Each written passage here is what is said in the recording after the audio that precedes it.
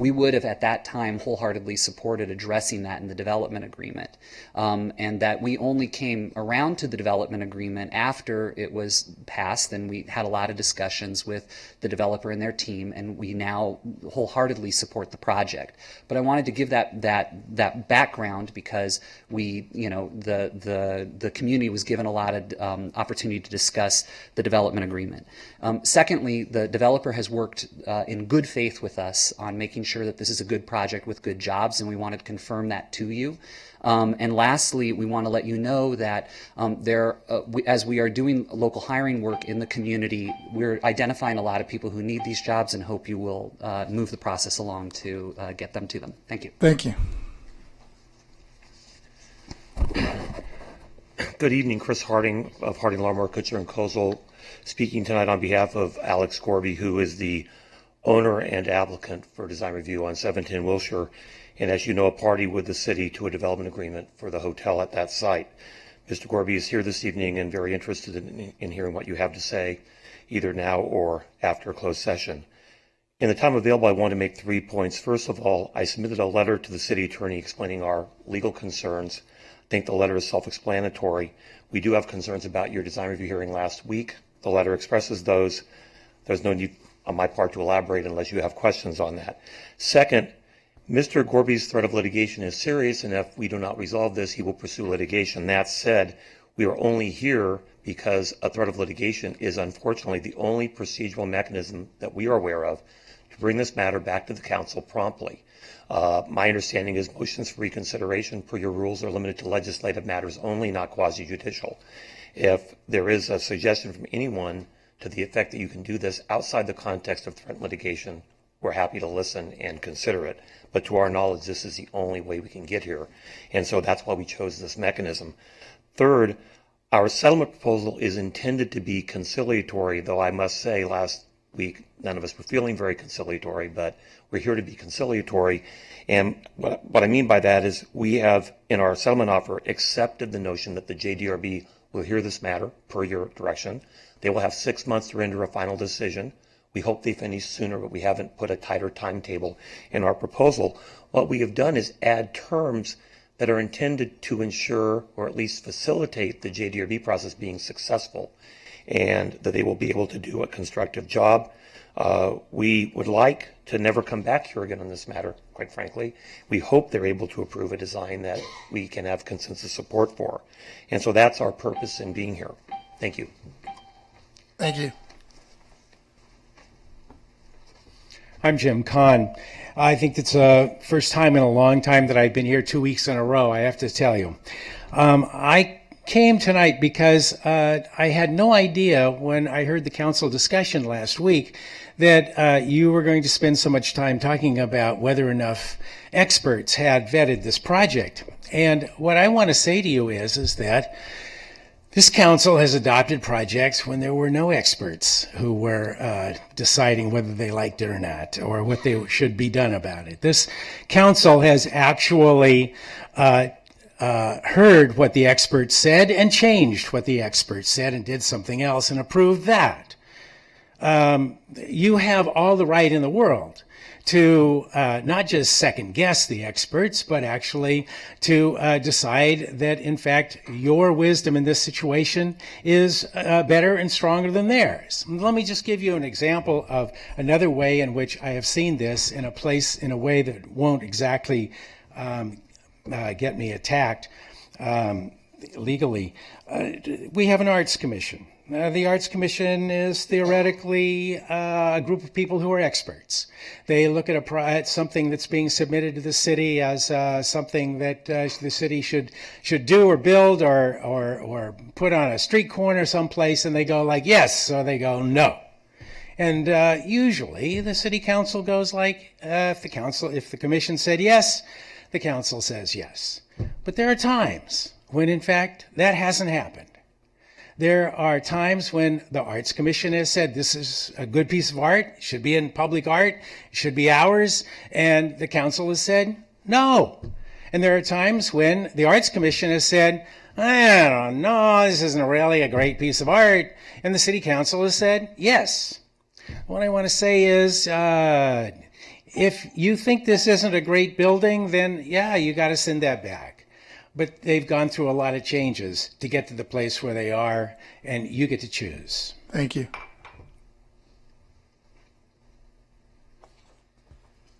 Okay, you know what? As I'm looking at these items, I guess we should get an estimate from our city attorney. How much time? 6:30? So we will adjourn the meeting until after closed session, and then we'll be back at 6:30. Thank you.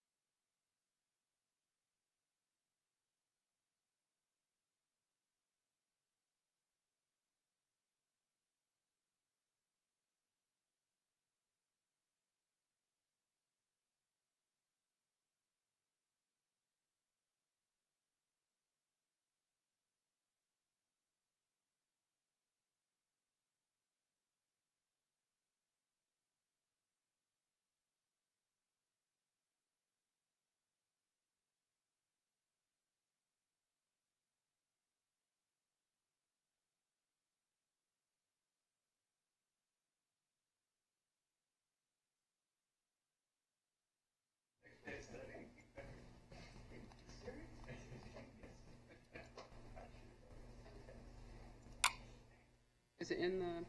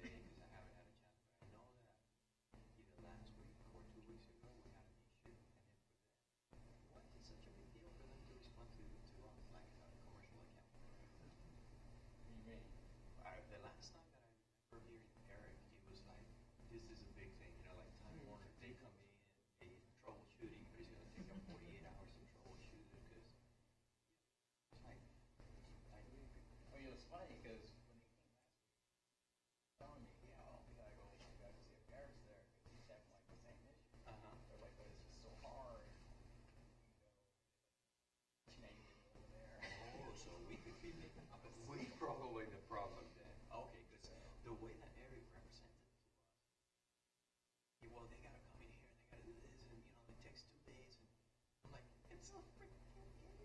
Yeah, when yeah, business customers more of a priority. You would think, right? I mean, especially if business customers. Yeah, but you have to use business customers pay. So we got to fight it. Pursue a tree as a business customer, but we're not really paying. But I'm sure that we're still, we're this heavily discounted, but I'm sure that we're still. Yeah, it's like, probably your day or home call. It's like, well, we just hit this somebody out, something. Yeah. Yeah, call it. Help out about this happening. Yeah, you see, that's not what we hear. It just seems like, because I even told him, I just, Looking for me. Don't scare me. yeah, because with them, it's like it's a big deal. Let me get this for you. Hey, how's it going? It's going. How you doing? Good. Long time no see. I know, and it's been How's it so long. going? Last second. How you doing, man? Pretty good. Good seeing you. What'd you been up to? Just motorcycle stuff, and then got back into biz. Oh, okay, good. Yeah, haven't seen you for a long time. We rest him a couple times. I rest him. I would just up him. There you go. Yeah, that's how you doing? It's good seeing you. Yeah, you too. So I just been, took a hiatus for a while, Okay. getting out of the business, I thought, and then I was like, what am I doing? And then just went back in. Later we did the whole business. Okay. Well, that's good. Yeah. That's good. It worked out. I see you got fancy stuff. We're getting fancy. Yeah. Well, same stuff. Actually, now compared to it's not as It's gotta look official, right? yeah, it's gotta look official. Yeah, I believe you. Camera phones don't work. They get a little shy if you go like a Yeah. professional photographer. Just play selfie. Good. It's pretty funny though. Selfie. I know. I get one of me sitting in Do you want to go sit in the mayor's seat and I'll take your picture? I'll use it. So, Carrick, what you been up? I haven't seen you. I hear your name.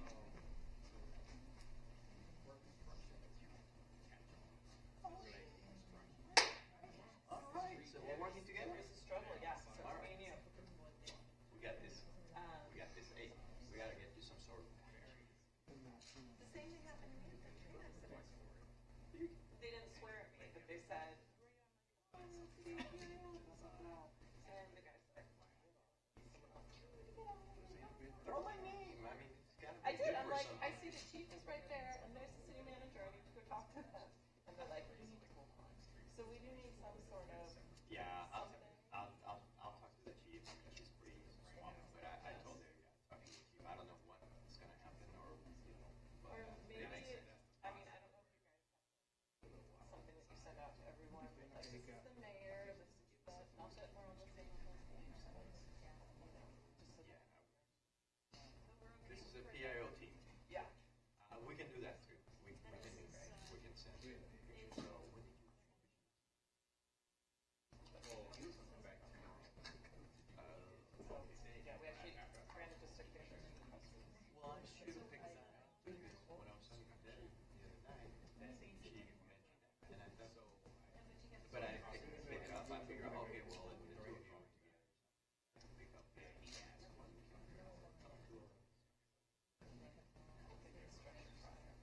Or yeah. No, it's been a busy, like the last few days. And then today, after my performance, I'll be I was saying like this because it's just so it's not fun. I think it was just a kid that didn't want to go to school. Hey, it's finals, all right. He needs, an extra day to cram. I was like, my girlfriend said that to me. I was like, oh, I guess someone didn't want to go to school today. And not if you got finals. Hey, I could use the extra day to study math or whatever. that looks great. Yeah, I mean, it does, some reflective stuff, but You can do that in anything now. honestly, Also gonna have some shiny. yeah. Well, if that's not shown before, freelancing? Are you just all freelancing? I haven't been doing anything with the paper. Okay. And it's been kind of like ever since Kevin, or he went to DTSM, Right. and then Daniel passed away. So it's just like,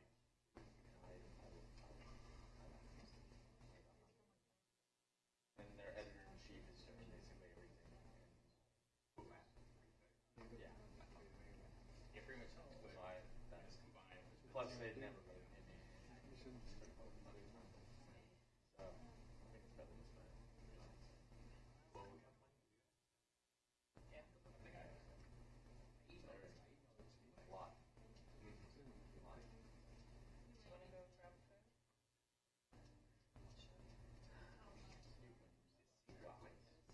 Did you get food already? Are you cooking today? I'm working tonight. I didn't realize. I just got here. I watched my phone. It's like you're supposed to be with the city council. I was supposed to be here with the chief. She's gonna be here. Oh, is she nowhere near? Yeah, she's got here. That's right, yes. And so I was supposed to be here with her, and then I went to be there working with her, and I have. Boy. Better get over there. Yeah. So here I am. Just in a few minutes. Good seeing you. Good seeing you too. All right. You I gonna know, come I'm back? not seeing you guys. Yeah, it's been a while. I know, seriously. I always think about it. I still have everyone's cards. Yeah, well, you got my card, right? Yeah, I did. Well, my number changed, but Terry, give it to you real quick. Just, Okay. We got some less expensive ones off the internet though on Amazon and they were fine. I saw those. I actually have, like, I wanted my wish list. I'm looking at it. I'll talk to, Really cheap, but- I can talk to Chris and see what, because I know I sent.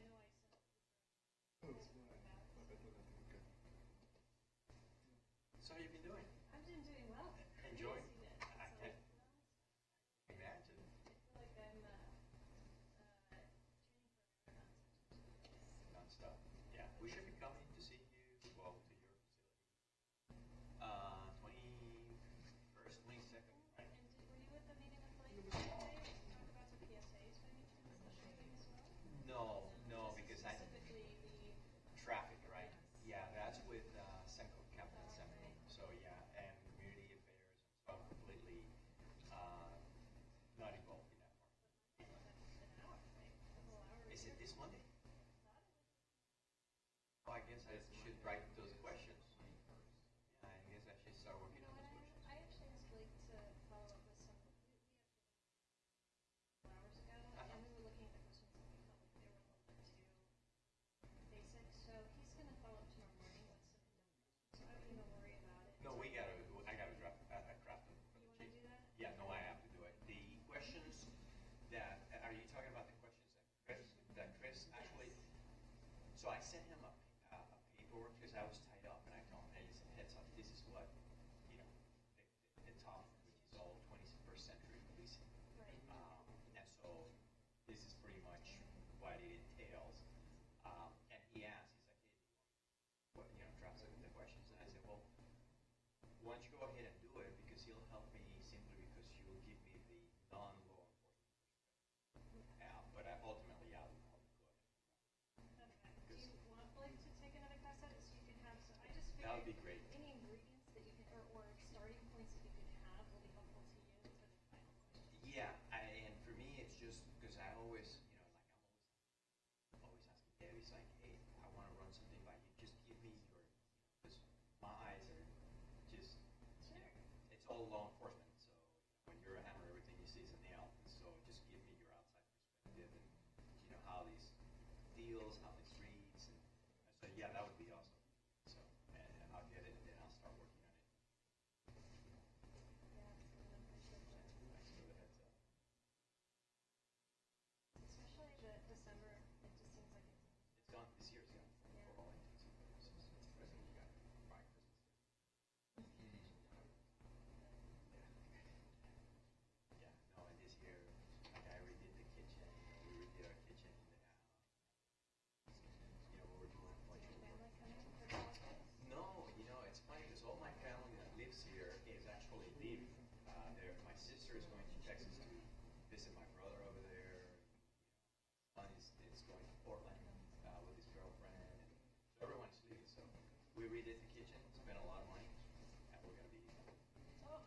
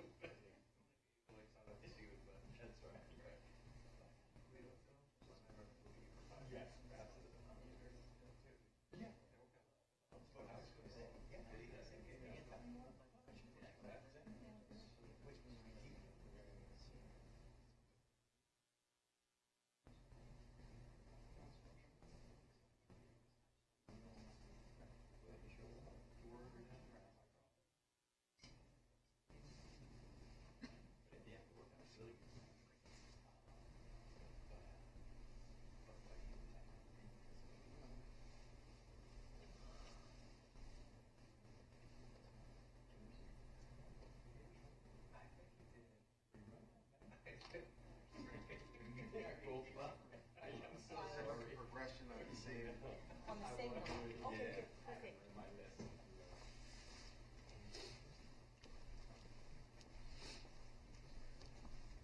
Just give me 1 second to minimize this and load yours in.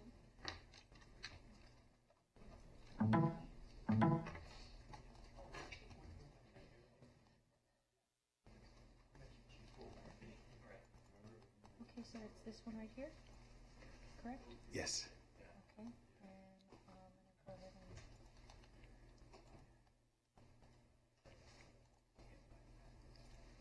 Can you spell your last name for me? It's KUT K-U-T? CHER.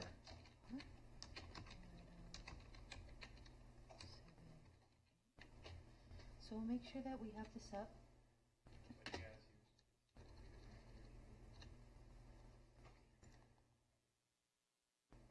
Just check into it. Just want to make sure that it's in the right for us. Thank you. Awesome. Okay.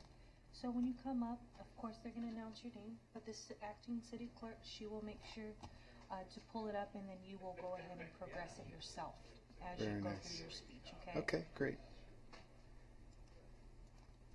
I'm going to eject this for you.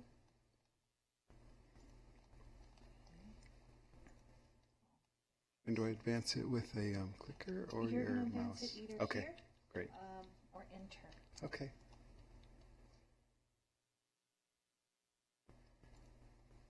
Just making sure. All right. Thanks a million. There you go. Thank you.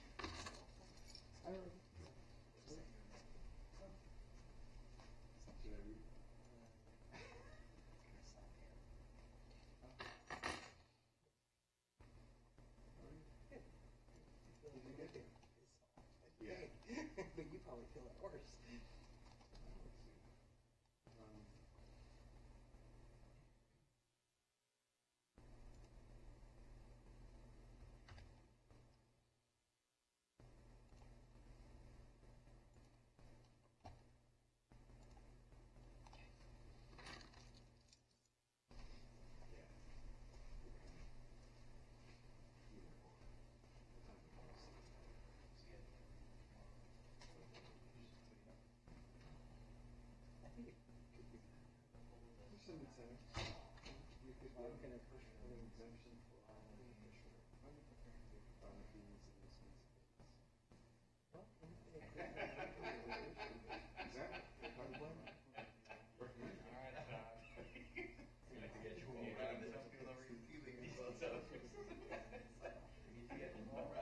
That's why I go ahead and practice. Within reason, you know, within this,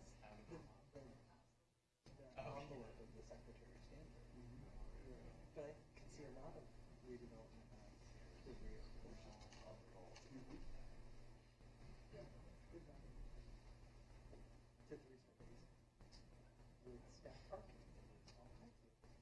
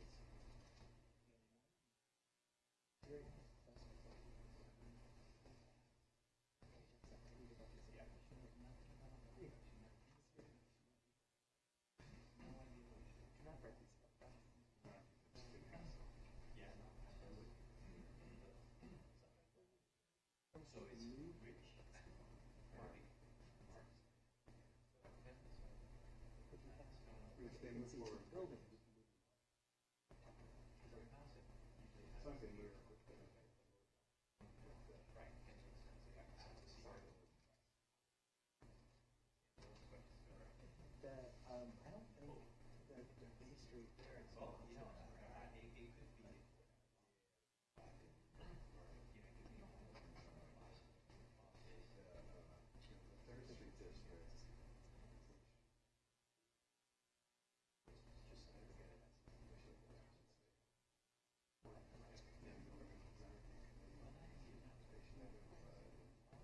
It's like the city relies each big city.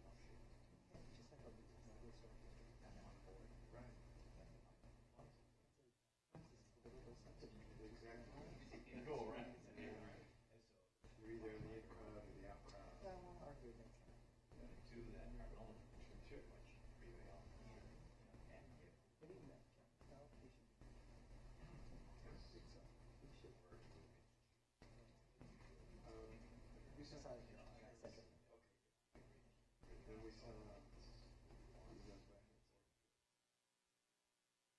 Yes, I sent some of them just in case. If there's more,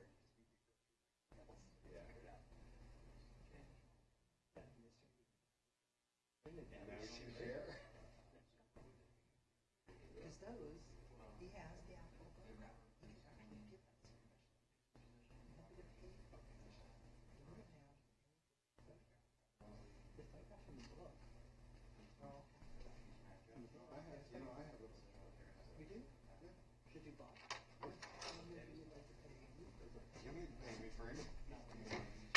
It's gonna be a non-event, is that? Come on now. After all, I saw Pam coming in and I said, so every 15 years we should ask Pam to support this.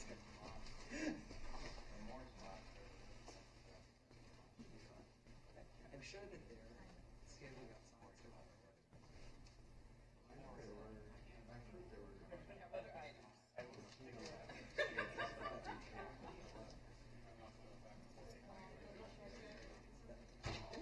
Yeah, thank you very much.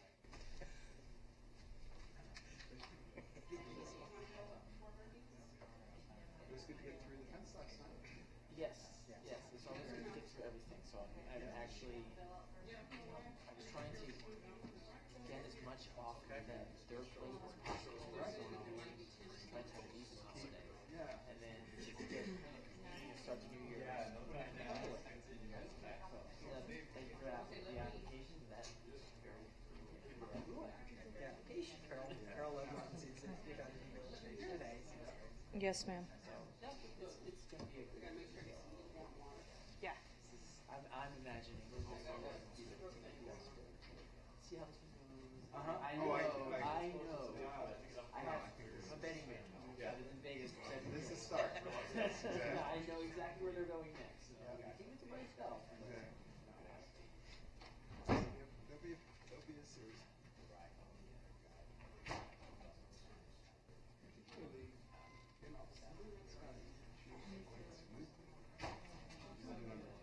future ones. Yeah, no. I think this is. I was just saying, I'm not sure if all of them need the ordinance to go with it. I don't think Bay Street. Cluster. No. Yeah. I think logically, absolutely, set the settings, but I don't know. I don't know to what extent it seems. I mean, certainly, I won't be able to deal with it as a school and stuff like that, because I don't want them to be. I don't necessarily go too far to CPC. Exactly. Well, because in Los Angeles, the HPOCs, as in political subdivision, each has a board. Commissioners appointing boards and appoints. It's you need to clone yourself for one thing, and it's crazy. And we have 5 planners, and my people's leading to keep them. 5 planners to cover the historic districts. And they're constantly at night. I don't think that's right. So, I'd like to not. I can tell you what I don't want. I can also tell you what we want. We met with Steve and Jeff Bell to talk about some of our Japanese to do. Review our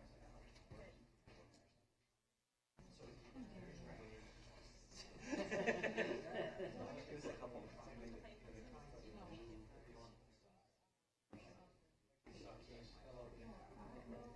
Again, from my perspective, I like to do as much as that.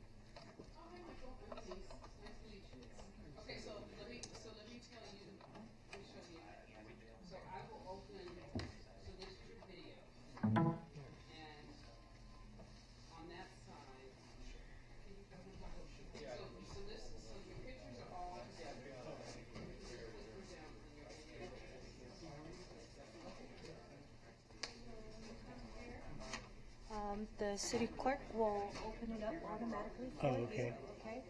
With PowerPoint, Videos. okay. Okay. And all you have to do is you could either use this mouse.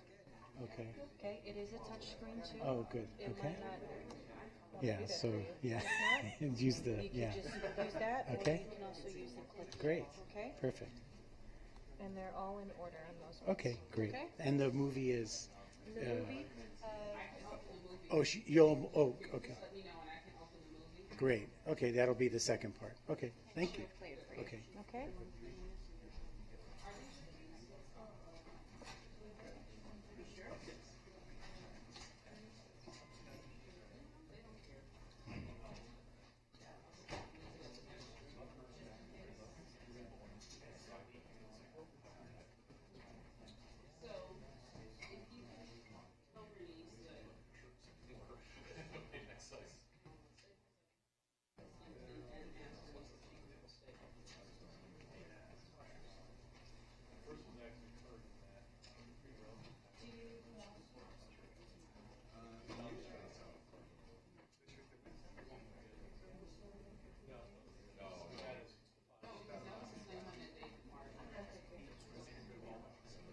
Open and ready.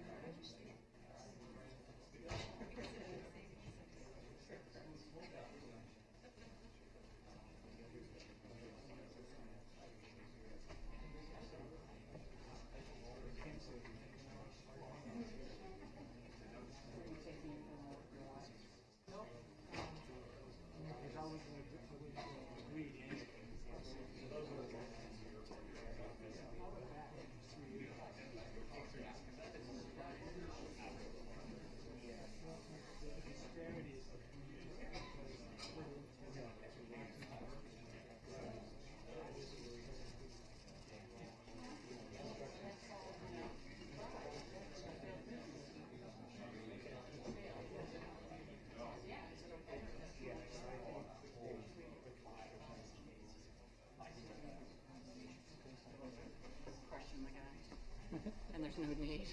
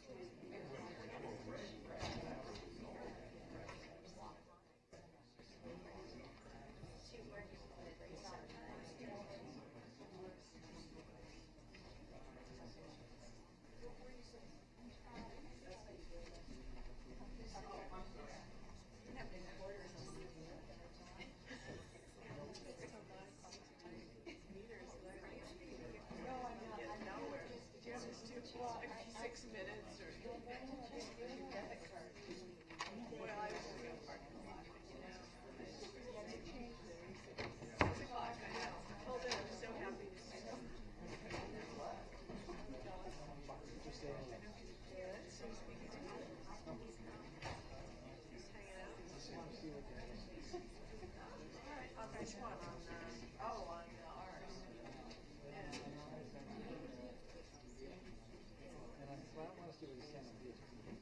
Well, yeah, that's what she said.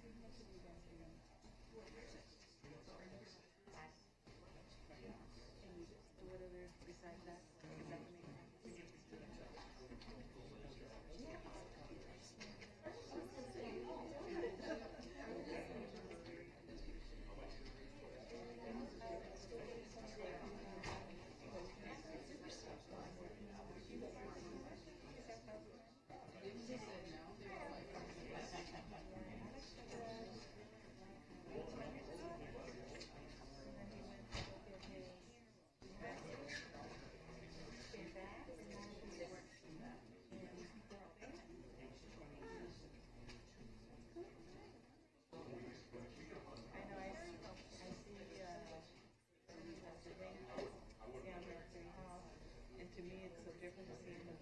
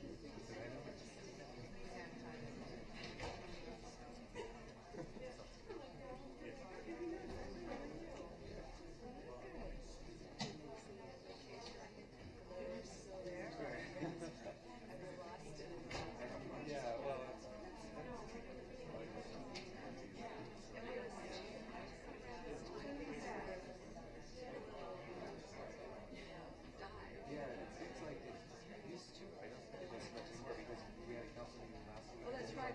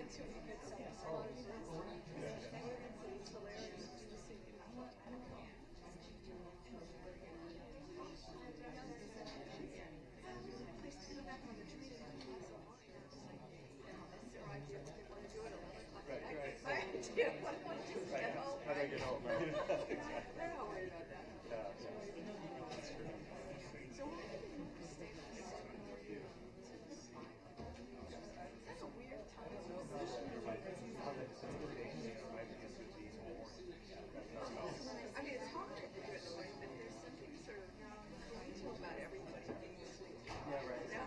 Yeah, right. I remember sitting next to you, I was going, this is hilarious. You know, you and I were like, this we sort of love this. Yeah, I don't know why that. It's some kind of time glass of wine. And I'm going to go. Yeah, it's kind of.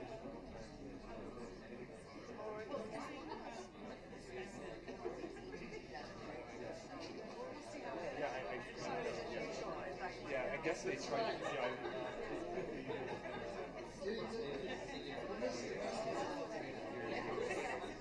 That was kind of funny. There was no artists, but there were some. I can't remember what they did. They did a little performance. Nothing too loud. Yeah.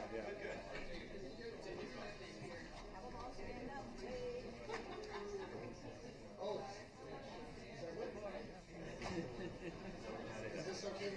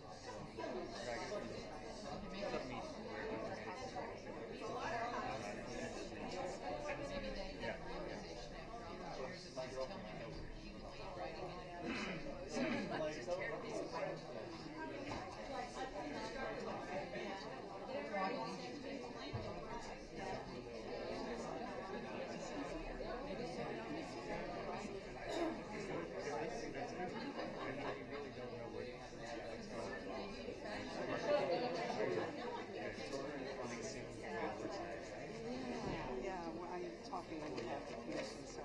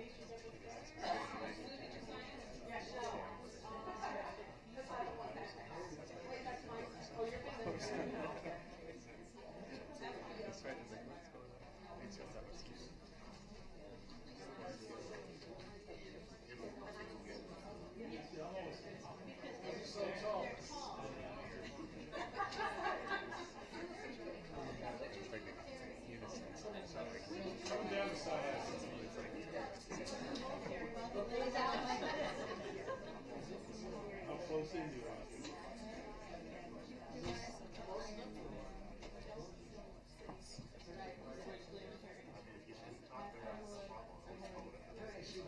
I mean, I'm just a little bit closer. Should I?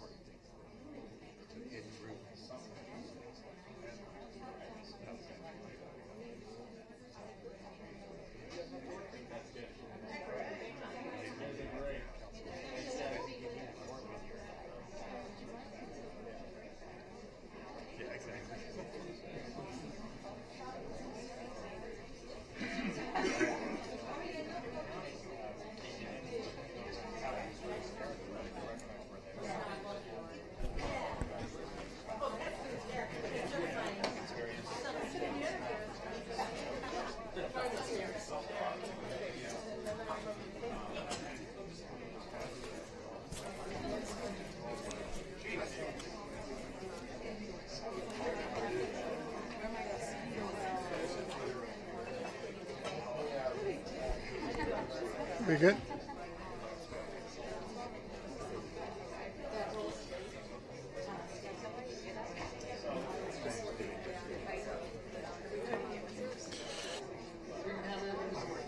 Oops. If we can have everybody's attention, we'll go ahead and call the meeting to order again. And if we can get the city attorney to report out closed session. Certainly. In the closed session this evening, the council discussed all three items on the closed session agenda. I have a report out on one of them, and that was the threat of litigation involving 710 Wilshire Boulevard. In response to that threat of litigation, the council has decided to agree to the following. There'll be 6 points that I'll read through. No later than January 31st of 2016, the JDRB, which is the review committee for this project, will conduct a public workshop hearing on the architectural design shown on the most recently submitted project plans. Staff will make a full and complete audiovisual recording of that meeting, and staff will also make every good faith effort to ensure that all 7 of the JDRB members are present. Number 2, during its workshop, well, that hearing will be in the format of a workshop, and during that workshop hearing, the JDRB will provide to the property owner clear and concrete direction supported by at least a majority of the JDRB members as to all of the specific aspects where final architectural design changes are deemed necessary. It is the council's intent that that clear direction will be achieved through motions and votes by a majority of the members of the committee. And city staff will work to facilitate that process in order to yield clear direction. Number 3, the JDRB will conduct a follow-up public hearing within 30 days of receiving the revised architectural plans from the property owner. Staff will make a good faith effort to ensure that all 7 of the JDRB members can be present for that. And staff will again make a clear and complete and full audiovisual recording of the proceedings.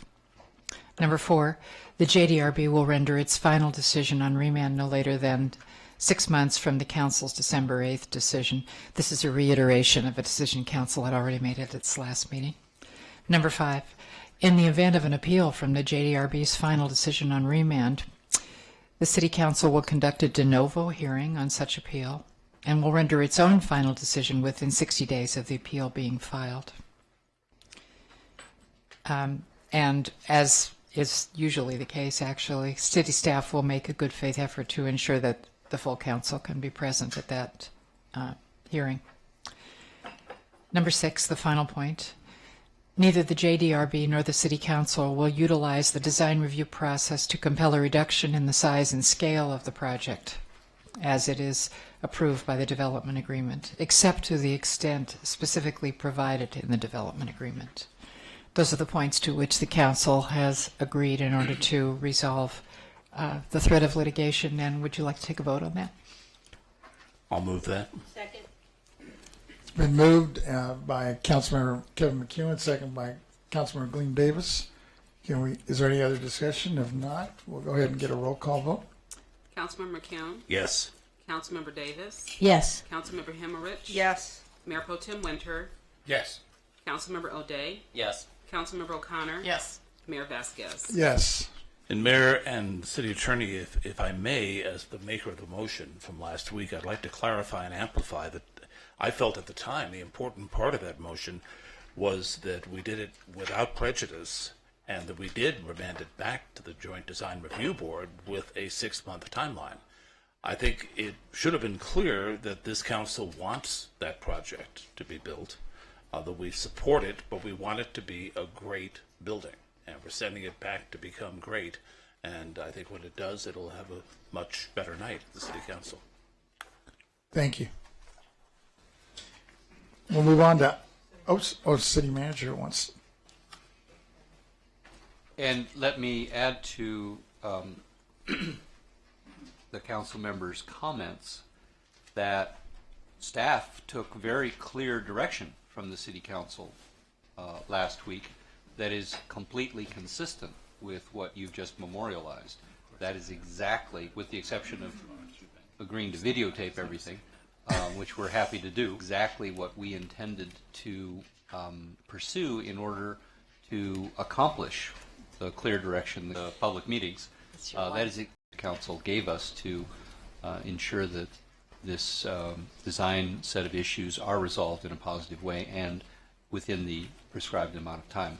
We very clearly understood the council's intent, and we're prepared to move in that direction even before this motion. Thank you. We'll move on to item 2A, if the city clerk can call the item. Item 2A is the city manager's report, presentation on the downtown specific plan process, and you have one request to speak. So, Mayor, members of the council, members of the community, David Martin, our director of city planning, is going to talk about bringing it back to the city council for final approval next June. I just wanted, by way of the status of the downtown specific plan and the process, to emphasize the consistency with the council's goal to do real planning, to move away from project by project processing to an open, transparent, public process to establish clear and consistent rules. Santa Monica has one of the great Southern California downtowns, and the downtown specific plan is meant to protect and enhance that, and David's going to tell us how we're going to proceed to accomplish those goals. Thank you, Rick. Good evening, council. So I just want to start off by kind of describing what's happened so far with the downtown plan, and then I'll talk a little bit about what's going on in the downtown as we speak and since the plan was first initiated, and then how we plan to get us all to by next June, as Rick said.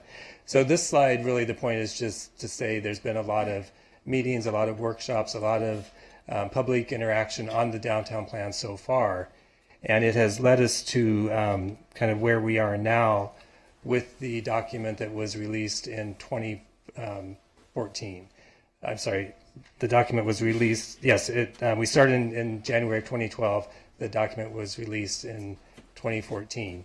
And the purpose of the plan and the focus has really been on an integrated approach to planning in the downtown, really thinking about mobility and the built environment, and focused on housing and also neighborhood serving uses to serve those new residents to the downtown. So that's been the focus of the plan, and that's how we intend to move it forward. In terms of what's happening downtown, it's a changing landscape. It's a very vibrant downtown. So as we work on the plan, things continue to happen. And some of that is things we've been talking a lot about. Expo is arriving next spring. We have the Esplanade under construction. That will be done by the time Expo arrives. Bike share is here, and there's a lot of stations in the downtown. You see the green bikes all over. And then we also have a contract for car share that's been approved by the city council, and we'll see car share in the downtown just after the first of the year before Expo arrives. We also have pedestrian scrambles going in at 11 downtown intersections, so that's happening soon. And then there's several projects that are currently under construction. We have the Marriott Courtyard, 136 rooms. We have the Hampton Inn with 143 rooms. We have a mixed-use project at 1318 2nd Street that's under construction and should be done around the middle of next year. That will bring 53 additional residential units to the downtown. And we've made a lot of progress on theaters recently in the downtown. After many years of nothing really happening, we have the 2 AMC theaters that have been completely remodeled and updated. The ArcLight is open at Santa Monica Place. And then within the next couple of weeks, the Lindley Theater on 2nd Street is supposed to reopen. So that's moving forward.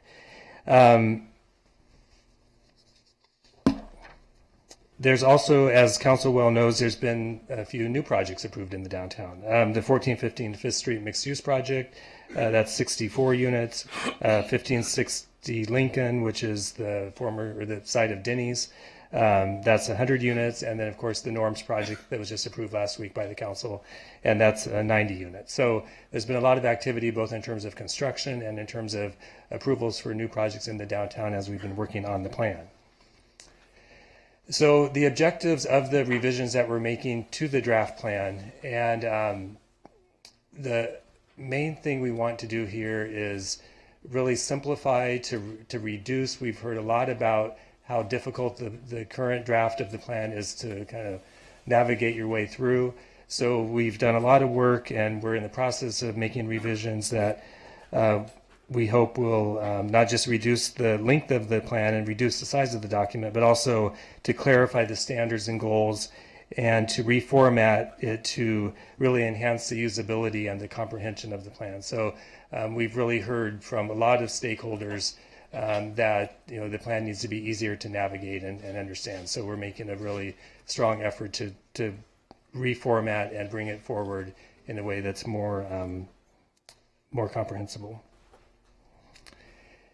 And this is the schedule. So really the main area to focus on is between now, mid-December and May, when we get back to the Planning Commission for their final recommendation. And what we anticipate is having the draft, the revised draft, out the end of January, early February. And then from that date through the spring, we will engage in a really robust public interaction, including workshops, one-on-one meetings with stakeholders, meetings with neighborhood groups. We're talking about some workshops where there's guest speakers who will come and offer their expertise on things that should shape the downtown.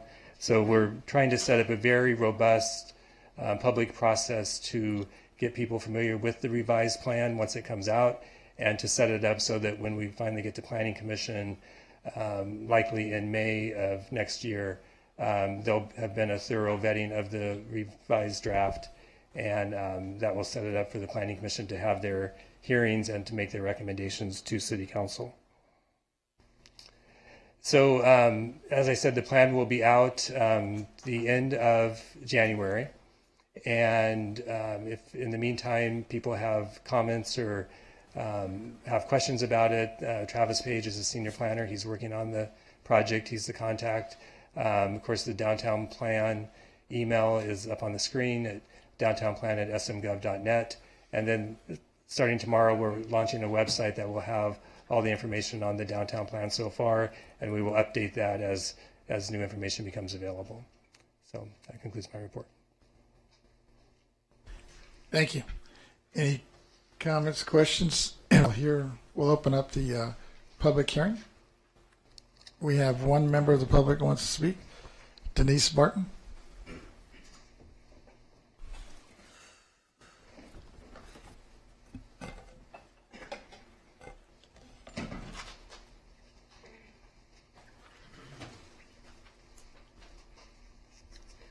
Good evening. I wonder if Rick Cole's presentation on the downtown specific plans process includes anything he said to the downtown Santa Monica Inc. board upon his introduction to them, such as development agreements are like holding a gun to the developer's head, or that the Expo line is the biggest thing in 50 years, giving pointers and encouraging all the board members to promote it. Will these be any of the things he'll include in his presentation? Or will he be promoting things like one-way streets downtown, which has been tried before and didn't work? I also don't think the businesses liked it either. Or will he be championing how the downtown specific plan is in line with loose preserving neighborhoods, when it actually, the downtown specific plan creates its own zoning ordinance and removes all residences from directly around the promenade, making them commercial property, because apparently the residents complain too much? Will these be any of his points in his presentation? Or will this be another absurd video presentation with no substance, like the one for the budget at the last city council meeting, which didn't tell the residents anything about the actual figures in the budget? And what would be the reason for Rick Cole not wanting the residents to see the budget?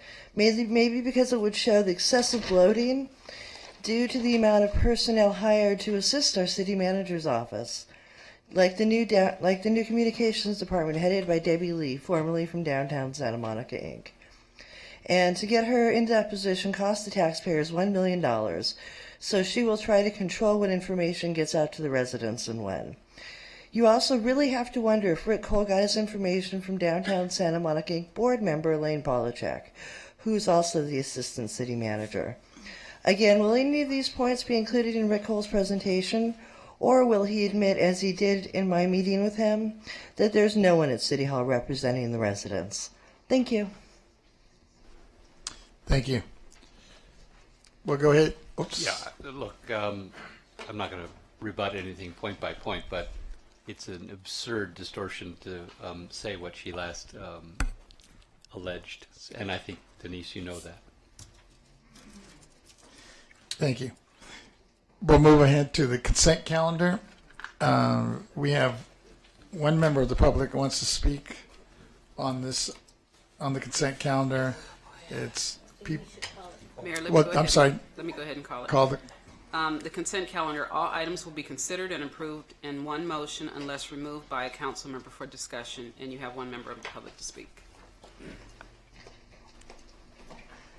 People of California. Thank you, Mayor Vasquez. I want to take a moment to speak to 3D particularly. This is one of those things where it was like a solution to a problem that no one had, that didn't exist, that there was really just a problem in the minds of certain people who didn't like what they were hearing from people who had too much time to say it, I guess. One of the complaints was said that people were going off topic or into things that are not within the jurisdictional realm of the city council, which I'm pretty sure the chair, or the mayor in this case, could interrupt if he really thought that they were that far afield. If someone was bringing up items from the meeting or whatever, as opposed to simply critiquing the performance of the council.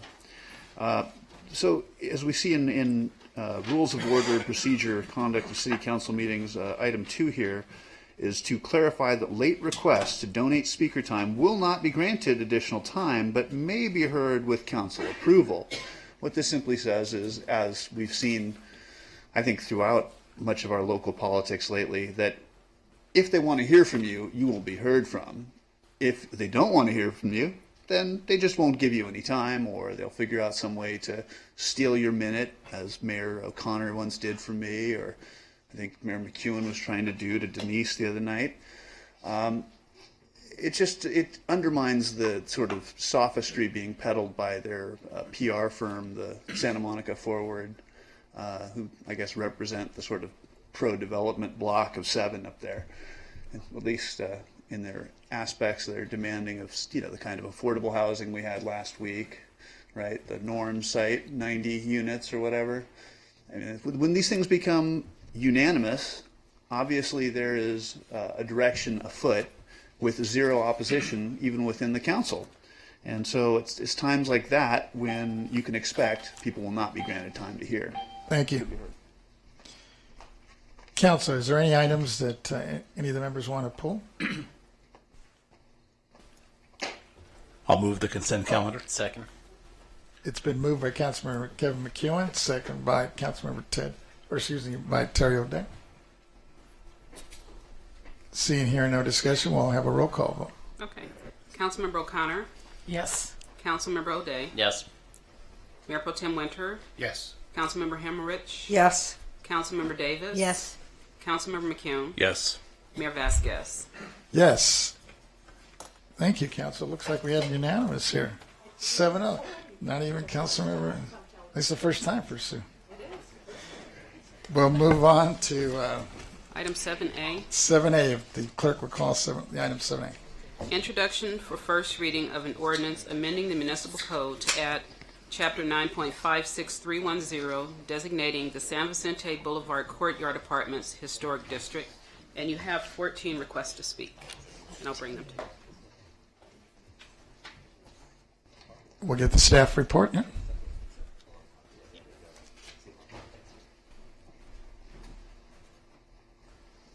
And there we go. Good evening, Mayor and Council. My name is Scott Albright. I'm a senior planner in the City Planning Division, and I am also the liaison to the Landmarks Commission. And I am very, very pleased to present this case before you, which is a request to create the city's third and largest historic district. We haven't done this since, I think it was 1991 when we last did the Bay Street cluster.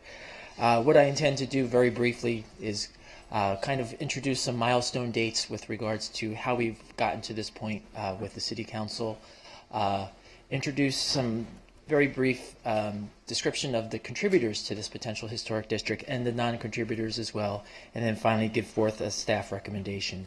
So how we got here, the San Vicente corridor has always been a corridor of interest from a historic perspective. When this was first surveyed back in 1983, it was identified as a potential historic district. Fast forward a few years, in about February 2014, the Landmarks Commission really took an expressed interest in this corridor. There had been some rumors floating about that there was development potential that would significantly impact the historic nature of this corridor. So they formed a subcommittee to really study the area and determine what would be a best course of action. This body, the City Council itself, took a very proactive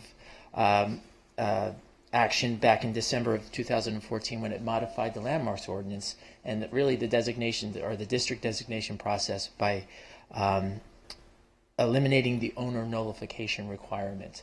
That doesn't, of course, eliminate the possibility for the public to participate in the public hearing when a designation application is presented, but it certainly makes it easier to create an historic district within the city of Santa Monica.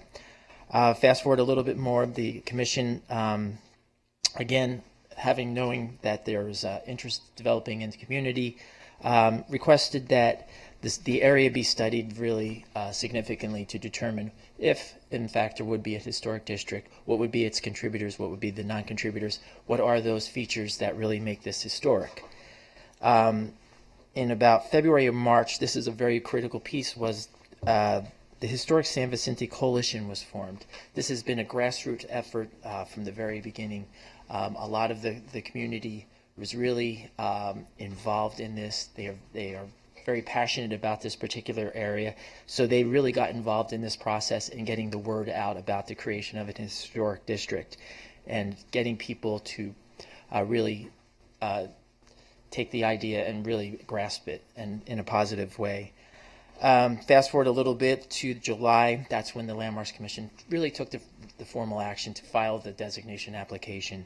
What you see before you is on the screen is the yellow boundary represents what is proposed as part of the district. That is not what they initially studied. They really took the area between Ocean Avenue and 7th Street into consideration.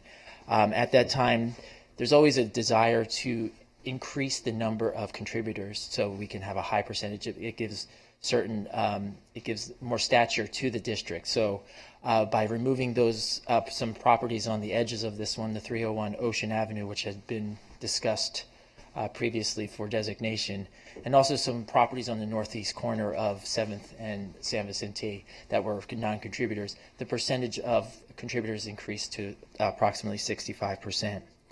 Once an application is filed, there's a very, very tight time frame in terms of a designation. We have strict noticing requirements and very, very strict deadlines that have to be met. So one of those requirements is to conduct a community meeting, so within 60 days of the filing. So, staff was able to conduct that meeting on September 9th at the main library. We had 60 participants show up at the meeting. I would say most were very, very supportive of the whole district potential, and we're very, very excited to see this moving forward. Not too far right after that meeting, on November 9th, the Landmarks Commission, at the first available date to consider this, did in fact have the public recommendation hearing. At that time, there was a unanimous recommendation which was presented to you as part of your backup in your staff report. So in summary, the district really encompasses 40 properties. We have 26 contributing properties, and 14 are considered non-contributors. So when someone says, what is a contributor to this district, what does that in fact mean? Well, each of these properties really relate to the context and themes that have been outlined, and that's described in your consultant's report that was, again, part of your staff report backup. So all of those properties that are contributors were constructed in the mid-20th century within the period of significance. So between the years of 1937, when the first one at, it was 212 San Vicente, it's a Streamline Moderne, was the first one of the district, and the last date is the 1956. So all 26 of those were constructed during that period of significance. All 4 were of an architectural style that was popular at that time. All 4 seem to be one of the 4 that are described. We've had 13 are mid-century modern. We have 6 that are American colonial revival in their style, 6 that are minimal traditional, and then the streamlined modern is the final style.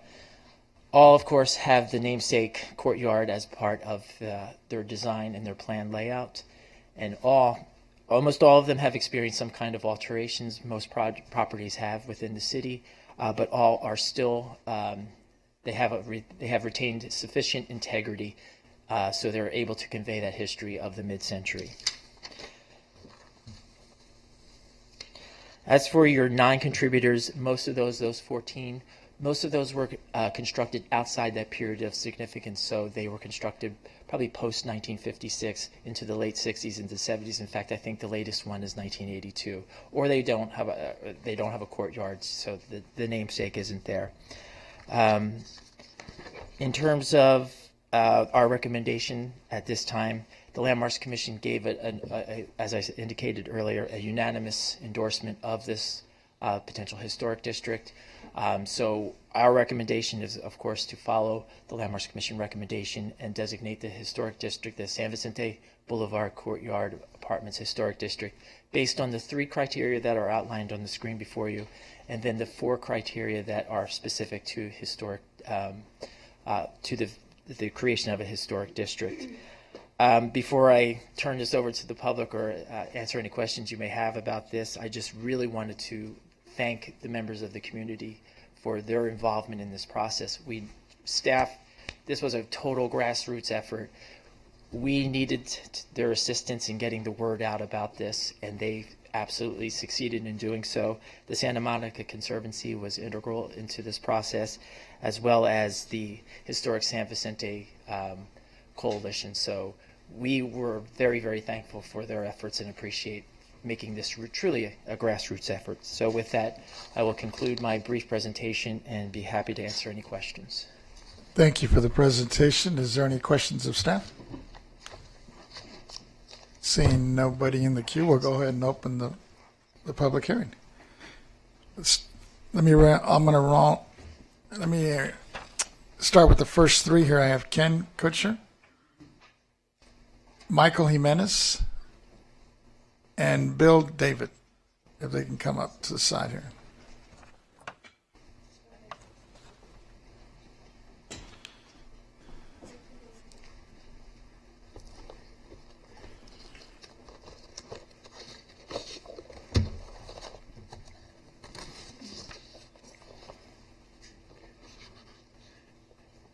And I have a PowerPoint slide, please.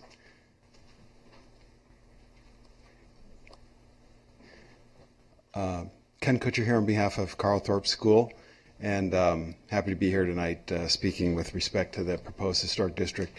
The council members should have received a letter from me yesterday regarding this topic. Our request is really Carl Thorpe School, which has been here since the early 1940s, is identified as not being a contributor to the district, and our request is to be excluded from the boundaries of the district. The district is not symmetrical, as you can see from the staff recommendation.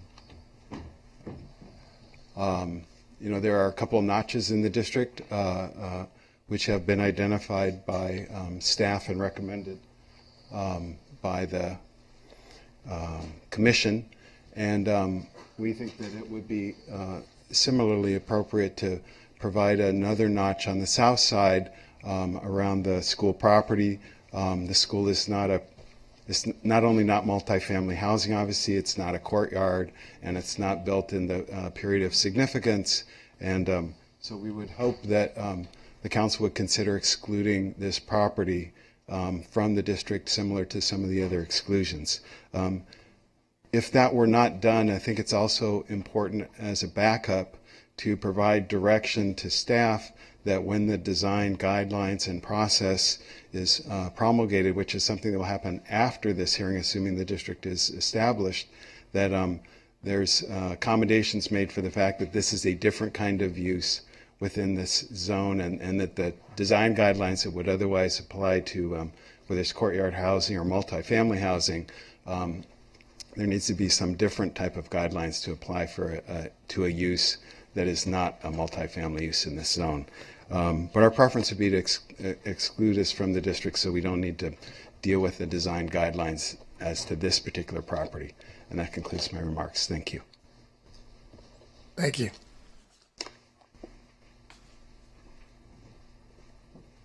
Is Michael Jimenez here? There was an error. He's speaking on 8A. Oh, I'm sorry. Okay. How about Bill David? And then Diane Miller would be following after.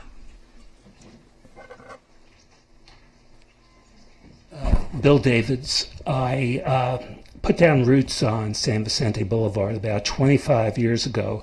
I'm in a non-contributing building, but I want to preserve the cohesive feel of the San Vicente community. I participated years ago when I lived in New York in the preservation of Broadway theaters, and I know what was lost during that process. There's a lyric from an old Joni Mitchell song, which goes, you don't know what you've lost until it's gone. Well, I don't want to see anything gone on San Vicente. I want to see it preserved. Thank you. Thank you. Diane Miller, I guess you have some time donated by Pat Becker. Is she back, or is he or she? Mm-hmm. She's up there with a sign. Oh, okay. I probably won't need it. So good evening, Mayor Vasquez, City Council members, City Manager, staff, everybody. Wow, it's been a wonderful journey getting here. So Diane Miller here, and been 50 years living in Santa Monica and serving many hats, and right now pleased to serve in the Commission of Status of Women. But tonight I'm here really just wearing one hat, and that is the proud co-chair of the Historic San Vicente Coalition, the group that has worked so closely with city and the community to bring us to this date. So we are really a core community advocacy group, and from the beginning our mission has been to educate the residents on the city, on the street, on the block, and on the Colorado block, and also the community about the process and about what the benefits would be. Also, our mission was to galvanize the community to bring great support to this so we could move it beautifully through the city process. Tonight, we have a few members of the coalition and many of our supporters here that would just like to stand up briefly and let you all know that we are here to support this, not speak, but support this. Thank you so much. In addition to what we have here tonight, we have secured the official endorsements of Santa Monicans for Renters' Rights, the Santa Monica Conservancy, North of Montana Association, Northeast Neighbors, Wilshire Montana Neighborhood Coalition, Pico Neighborhood Association, Santa Monica Coalition for a Livable City, Ocean Park Association, Santa Monica Architects for Responsible Tomorrow, 3rd Street Neighborhood Historic District, and on November 19th, a unanimous vote for designation from the Santa Monica Housing Commission. So thank you all, because this has truly been a community endeavor. As we know, the idea of preserving this San Vicente Courtyards housing is not a new idea. Scott covered that, frankly, in his speech. But we do know that from the Historic Resources Survey, the San Vicente Apartments Courtyard Study, and in the loose it was noted that the specific reference to develop a program to protect the north of Montana courtyards, and I think this is probably what they were speaking about. So as we all know, courtyard housing is a uniquely Southern California architectural style. I've never seen one in Pittsburgh, Chicago, or Dallas. So I can attest to that firsthand.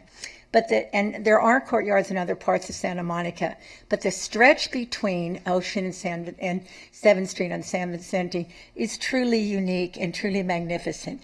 It represents the most significant concentration of these constructed buildings between the late 1930s and early 1950s in the entire city. They simply are a treasure trove of iconic architecture. Like Turner Classic Movies, they are redolent of a bygone era, a time when neighbors met out in the yard, a time of gracious living, a time of aesthetic charm. Their essence alone mandates preservation. I lived at the corner of Ocean and San Vicente between 101 Ocean and 301 Ocean for almost half a century. I walked up and down. I loved the drive. I so enjoyed all of that eye candy and what a time that represented, even when I had to go downtown and get in a traffic jam. But what really I fell in love with was working with the community. I never knew any of the neighbors till I started to work on the project. Families that have been there generationally, children that are being raised on there. I mean, I fell in love with the community all over again. So my heart has always been dedicated to it, but most especially now that I've, as I say, worked on this project. So I emailed my formal and somewhat lengthy speech to council and to go into the record today so that I could be brief tonight, since I know that's what we're all about and it is the holiday time. And I didn't go through the Mills Act. I have 2 more minutes. Oh, that was 4. Okay, then we urge that you vote for the San Vicente Boulevard Courtyard Apartments Historic District tonight. Thank you. And thank you. I think it's fast, huh? When you're having fun, look what happens.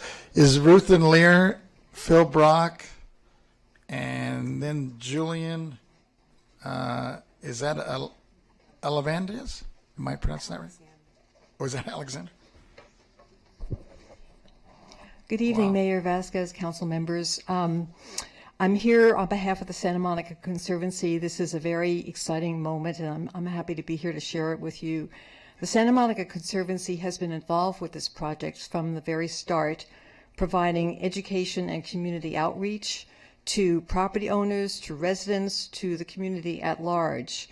We've worked with the Historic San Vicente Coalition, and as you know, this has been a really amazing grassroots effort.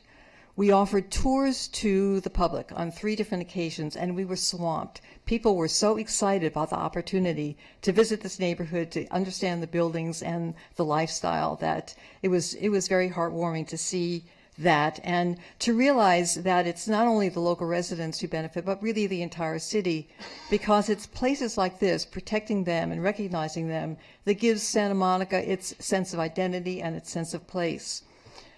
So we've been facilitators, and again, speaking of facilitators, makes me think of Councilmember O'Connor, who was a really important facilitator here in enabling historic districts in the future to continue to go forward. The tours that we gave showed me how important this is to build community. The effort to form the district builds community, protecting the district builds community, a sense of place for the entire city. I'd like to address the concerns brought up by the Carl Thorpe School. And I think that the only issue there is whether or not future changes that they may need to have would be reviewed by the ARB or by the Landmarks Commission. And I think there's something to be said for having the Landmarks Commission jurisdiction over the entire area. And non-contributors are certainly treated with a much lighter touch and much fewer regulations. That, of course, is to come next, the next phase of our discussion. Thank you. Thank you.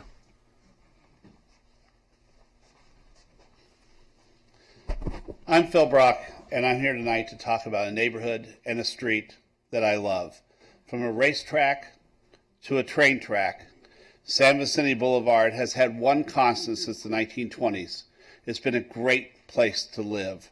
This street has been my home since 1981, and this city is the city of my birth. I lived at the Bermuda Apartments for 17 years, one of the proposed garden and courtyard apartment buildings that will be part of the landmark district. I still live on San Vicente Boulevard, with one of the largest collections of garden and courtyard apartment houses in one contiguous area in Southern California. The proposed district will include buildings that are architecturally significant, that were constructed between 1930 and 1960. Above all, this is a premier neighborhood in our city. Residents of San Vicente Boulevard between Ocean and 7th love their apartments, love their street, and love this neighborhood. I found as I co-chaired the effort to landmark this district that the love for this proposed district was universal throughout our city. The landmarking of this neighborhood of courtyard and garden, low-rise housing is emblematic of our Santa Monica. This is the Santa Monica that was represented to the rest of the country as symbolic of Southern California. We want to, need to, preserve this rental housing stock, not only for the current residents of the neighborhood, but for the future generations of Santa Monicans who will increasingly value our history. Preservation of this neighborhood is important, not only to me as a lifelong resident, but to all of our residents in our city. Please support the hundreds of residents on this street and give all of them a truly happy holiday season. Thank you. Thank you. Is this Jillian? Yes, it's Jillian Alexander. Alexander. Sorry about that. Well, before you start, let me just call a couple more names. Is Carol Landon back here? Is that right? Carol Landline. Jeff Appel? And then Margaret Bach. Is it Bach? Thank you.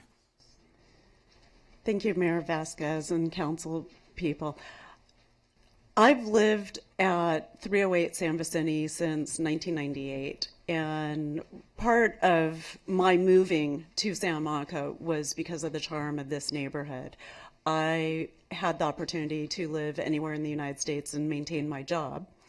I decided I wanted to relocate from living in San Francisco and chose this area because of the charm of that neighborhood with the setback apartments, the green space, the trees. It meant a lot to me. The one thing that I wanted to really add into what you've already heard about the charm of the neighborhood tonight and the historic value of the properties that was not put forward by the Landmarks Commission to you, but was in the consultant's report, was that 4 of these properties were identified as having significant historic landmark status value and would, if put forward independently, would likely receive historic landmark status. So I just wanted to bring that forward, that even without the whole neighborhood contributing, you've got 4 beautiful buildings in the neighborhood. Thank you. Thank you.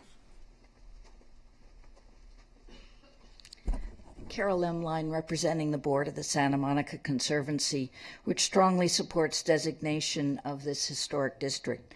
It has been 15 years since Santa Monica designated a historic district, our second, the little-known Bay Street Craftsman Cluster. A year ago, Council acted proactively to simplify the process for creating districts, and you have before you the result of that action, an opportunity to designate what we all agree is the most significant and cohesive concentration of courtyard housing in Santa Monica, a very distinctive neighborhood and much loved by its residents. It's essential that we protect them.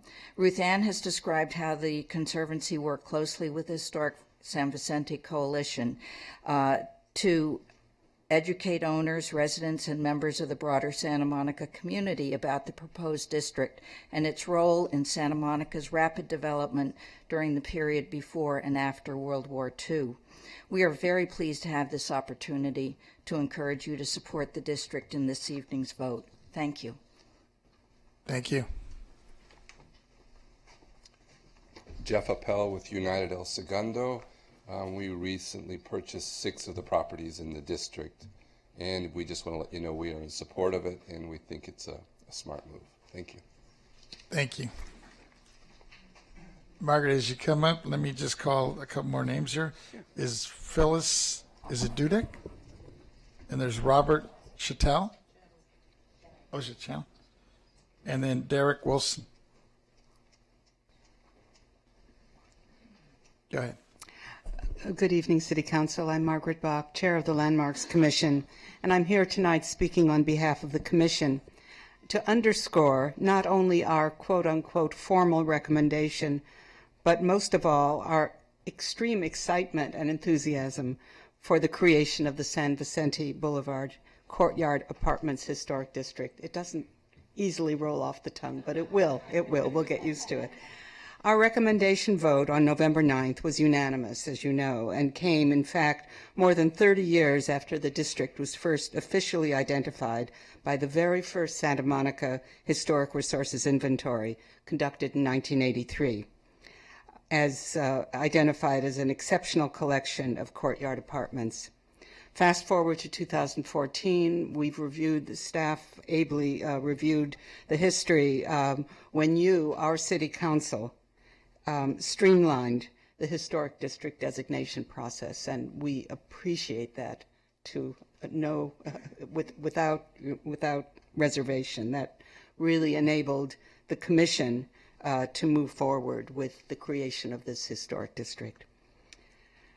We have been gratified by the outpouring of community interest and support, and you've heard, and you're hearing this tonight. We've been gratified by the professionalism and hard work of city staff and consultants, all of which have given us an even deeper understanding of the San Vicente apartment courtyard district, not only for its architectural significance, but also for its cultural, social, and historical significance for Santa Monica.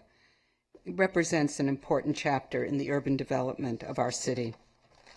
At our commission meeting last night, we appointed a subcommittee to advise and work with staff to develop the supplementary ordinance that will follow this one as this moves forward.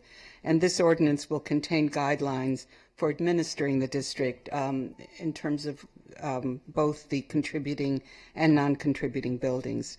We are dedicated as a commission to expediting this next step because we would like to see this move forward quickly and without delay once the Historic District Ordinance, this first ordinance, is in place. In sum, on behalf of the Commission, we enthusiastically support the adoption of the ordinance before you, and we look forward to future opportunities to recognize and protect the historic resources of Santa Monica. Thank you very much. Thank you.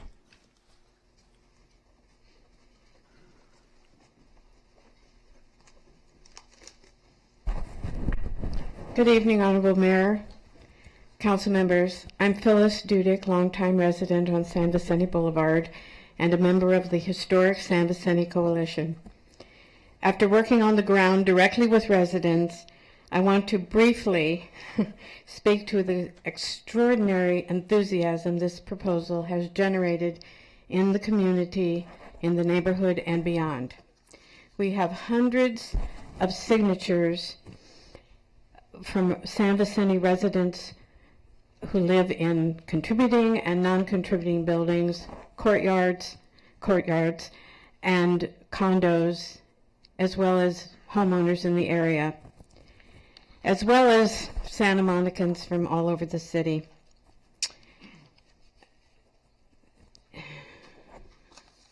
The coalition is a dynamic neighborhood group. It's diverse and intergenerational. Our youngest is 27 years of age and has lived on the boulevard for 2 years. Our most senior is 94 years old and has been on the boulevard for over 40 years. So on behalf of all those who live on San Vicente Boulevard and beyond, who strongly and passionately support this proposal, we ask for your vote tonight. Thank you. Thank you.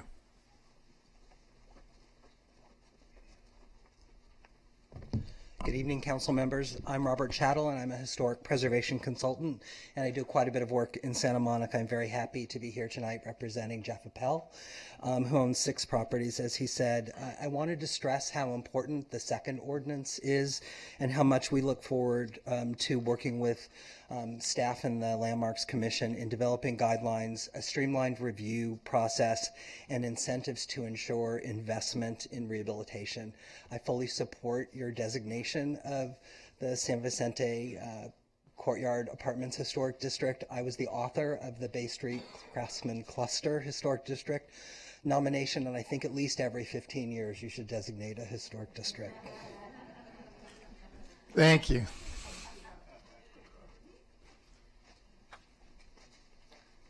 Good evening. My name is Derek Wilson. I've been a resident of Santa Monica since 1977. Last year, my family and I purchased the property at 451 San Vicente, the Seacliff Courtyard Apartments. I think the coalition has done a great job with this, and we are in complete support of this. That being said, I hope to have a seat at the table for the design guideline process. That's it. Thank you. Thank you. Council, that concludes all the chits that were turned in on time. We do have one late chit. It's been moved and second. All in favor? Aye. Opposed? Okay. Is Evelyn, it looks like Lockenauer? There she is.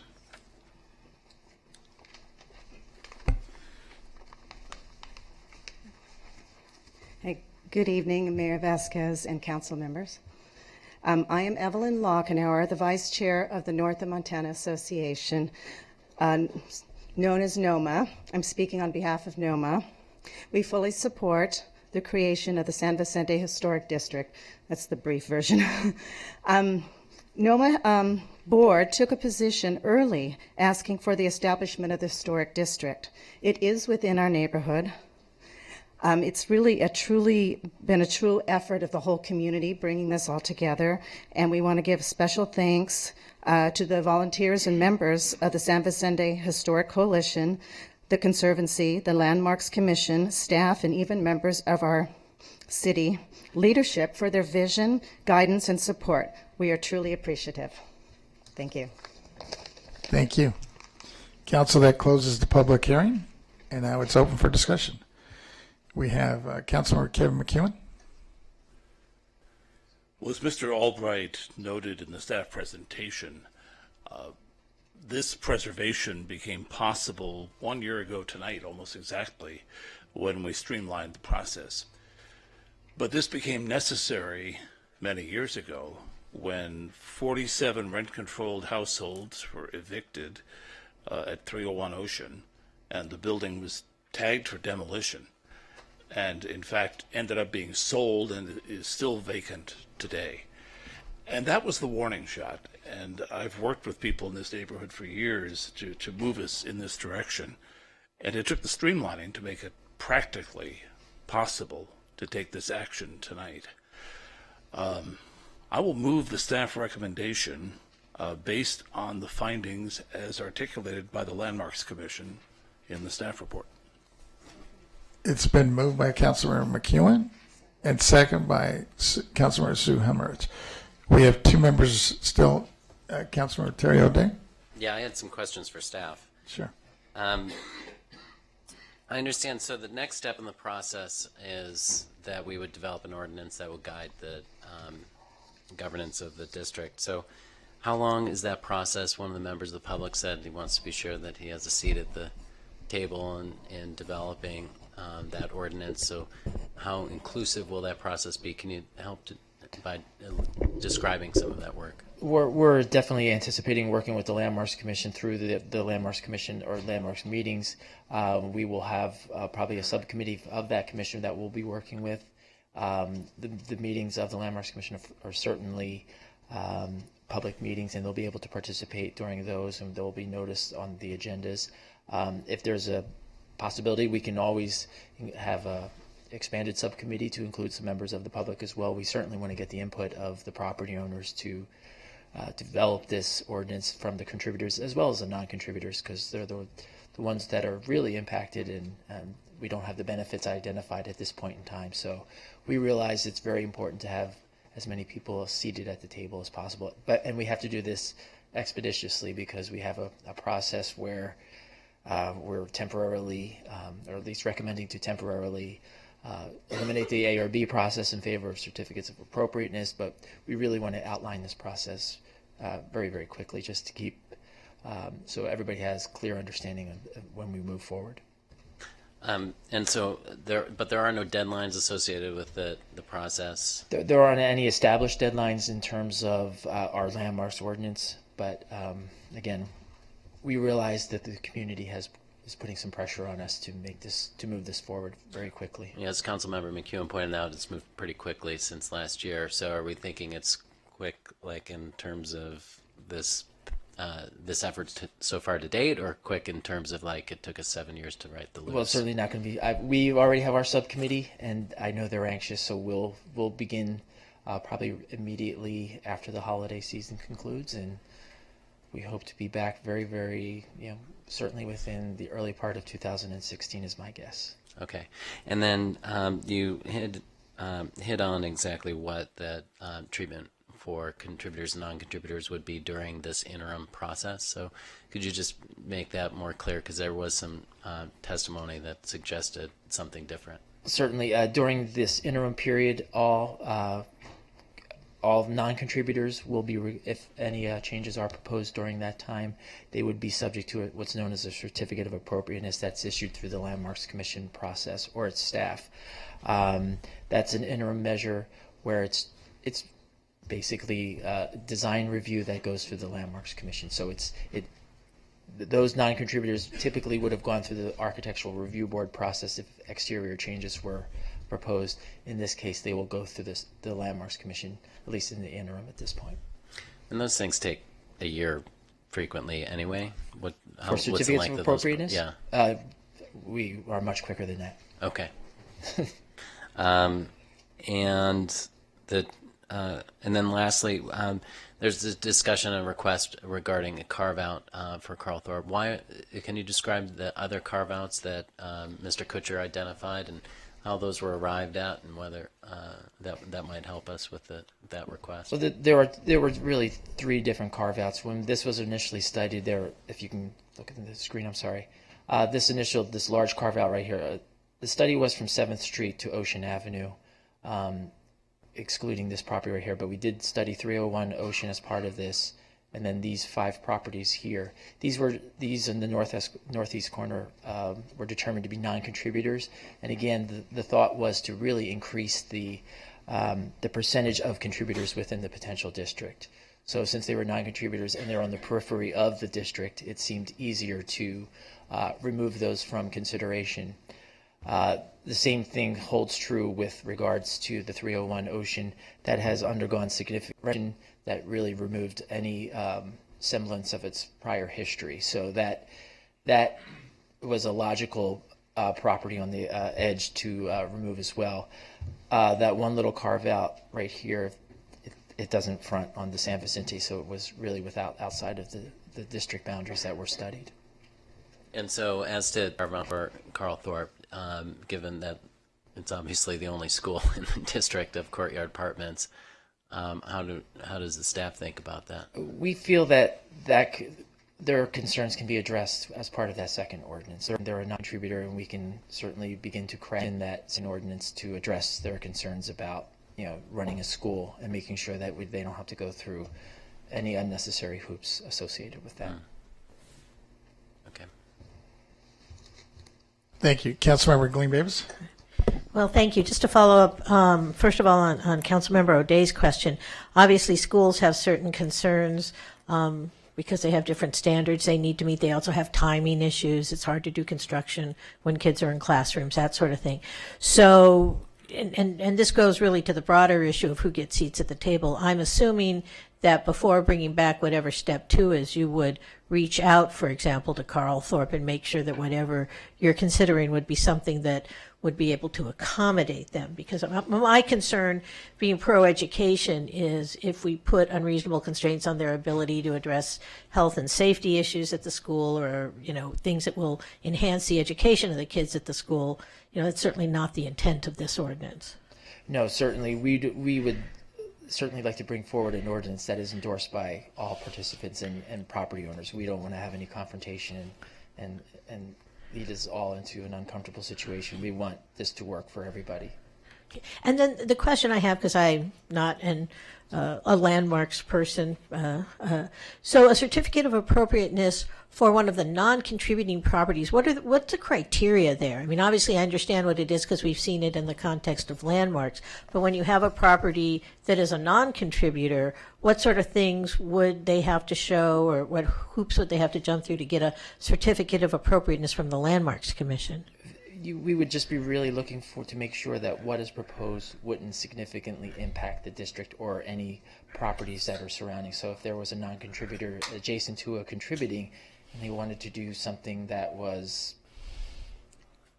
crazy or just out of touch with the architectural style, or something that just does not fit in with the majority of the properties, that's where it becomes necessary to have a certificate of appropriateness. It's about compatibility, really. Okay, so really the appropriateness is not the appropriateness of the proposed change as the change, but whether it's appropriate within the context of the larger district. We want to maintain the integrity of the district. That's Okay, great. That's the goal. Thanks for clarifying that. Right. Councilmember O'Connor. Right. Although right now you're saying it's a historic district in spite of there being 45% non-contributing buildings. So a non-contributor does not necessarily existing doesn't mean that it's not an historic district. Is that correct? It would be within the historic district, even right. But the non-contributors now don't. You're not. We're making findings saying it's a historic district, even though they're existing non-contributors. So an existing non-contributing building has a change to it. And I understand what you're saying. If suddenly somebody wanted to build a 10-story building, which just couldn't even do, but just use that as an example, that might not be compatible. But it would be, I guess my concern here in this discussion is that our non-contributors now going to be held to a different standard when they're a non-contributing building, and they remain a non-contributing building, and the historic district won't be impacted in a negative manner because it's still a non-contributing building. Again, these are temporary measures. We're hoping that the design guidelines and the regulatory review program will address how the non-contributors are dealt with. So staff would be giving guidance to the Landmarks Commission if they're looking at a non-contributing building, not to treat it as a landmark building, not to treat it as a contributing building, that it would have greater leeway and in fact be more like the AR. They'd be operating more like an architectural design review board, not as landmarks. But I mean, I think that's going to be a little difficult when you're dealing with a body that's used to dealing with historic buildings. So you're going to have a little challenge. We don't mind a challenge, and we can accept the challenge. We have, certainly our staff can handle that. But you're right. It's going to be a little bit of understanding each of the buildings, the contributors, what those features are, and even the non-contributors, what makes them. So this isn't going to be an easy task, but it's something that certainly we believe is accomplishable. Right. I just asked those questions because I have seen many times someone use the quote compatibility argument to try to stop something and try to tie it to a landmark. But if it's not a contributing building, and if something within that framework, that volume, that massing that works is acceptable, it shouldn't be held against it. So I hope that the landmarking this would not be doing that. But thank you for your answers to that. I think those are my questions. So I do have a few comments that I'll make. So thank you. So a few comments. What's interesting about this district, and as we see, it's great that there's 65%, as we've heard from the discussion here. Lines can be drawn to kind of accommodate that percentage. Had you taken it all the way to 7th Street on both sides of the street, the percentage would have been less. So there's room to draw the lines a bit. And in a few minutes, I will make do an amendment about carving out Carl Thorpe School. I think that's reasonable. One thing I want to point out, if you look at the Sanborn maps, which are not included in this study, and they need not be because we were talking about the mid-century buildings, not what was there before. But if you look at what was before, there were the San Vicente Boulevard started getting developed in that late 40s, but before that there had been some buildings, and they were single-family buildings. So frankly, this courtyard building district that we are talking about designating for its significance really was a densification of that street. Single-family houses and smaller duplexes were replaced by multi-family courtyard buildings. So we're seeing the mid-century densification of Santa Monica. And also, we sometimes talk about gentrification here. We did get one communication that talked about how historic districts help raise property values, and that typically is the case. So I just think we all need to be careful about, what's gentrification. When is it good gentrification? Is it good? Is there bad gentrification? I don't know, but just don't be surprised if when you designate historic districts, that means that property values go up, and those pressures that come along with that, come into play. So I think is still, in spite of that, I think it's a good idea to preserve the district. It has, at the local level, it doesn't meet the National Register, California Register, but that's why we have local landmark law, because it is emblematic of our history and that style of housing as it evolved in Santa Monica, especially the form of that courtyard housing done in the mid-20th century is definitely historic and of value to Santa Monica to preserving that. I guess I'll see if I get a second on. I'd like us to change the district to just carve out the Carl Thorpe School. I don't know if there's anyone else who feels that is reasonable. I think it's reasonable. The school is a distinct, different use. You have non-contributing buildings all over that district. I can't imagine that anything that would happen with the school would go through some sort of design review. So that would be my amendment. No second? Is there a second? It hasn't been asked whether it's a friendly amendment. I'm sorry. I'd like to speak to that Sure. before you go okay. to Well, the motion. Okay. The Carl Thorpe School property is right there. And to my mind, I read the letter from the Harding Larmore law firm and thought about this. The other areas that were carved out are non-contiguous. This one here is outside district. This doesn't face San Vicente. And 301 Ocean, to my unending regret, has lost not only its historic significance, but all the people who lived there. The rest of this neighborhood is intact. And this carve-out would be a gap in the neighborhood, which I think would diminish the historic district. I think we can deal with the issues of that being a school in Dorton will be coming to us. I think we can direct sensitivity to that to staff, Landmarks Commission, whoever else is working on it. But I would not find it friendly. I would find it counter to the intent of my motion to pull that property out of the historic district. Well, I'll just say that points my concerns that the school would be treated differently because it is in a historic district after all. Well, it's not friendly, there's no so second, right, and there's so no I guess second. your other choice is either make a substitute motion or we move on. No, there was no second for the amendment, so that's okay. Okay. I'll second this for discussion too. Councilor O'Day. So what I'm interested in is this conversation around non-conforming properties, and now this topic has come up, sort of how are the properties to be treated differently if they're in the district versus if they're not in the district. If they're in, it means that during the interim they're being treated with a requirement of an historic designation, or a finding of certificate of appropriateness. Thank you. So if they're not in the district, that's not a requirement, obviously, in the interim, but once subject to the ordinance that we later adopt, what is expected of the non-conforming properties is my question to the staff, because that's what Councilmember O'Connor was raising.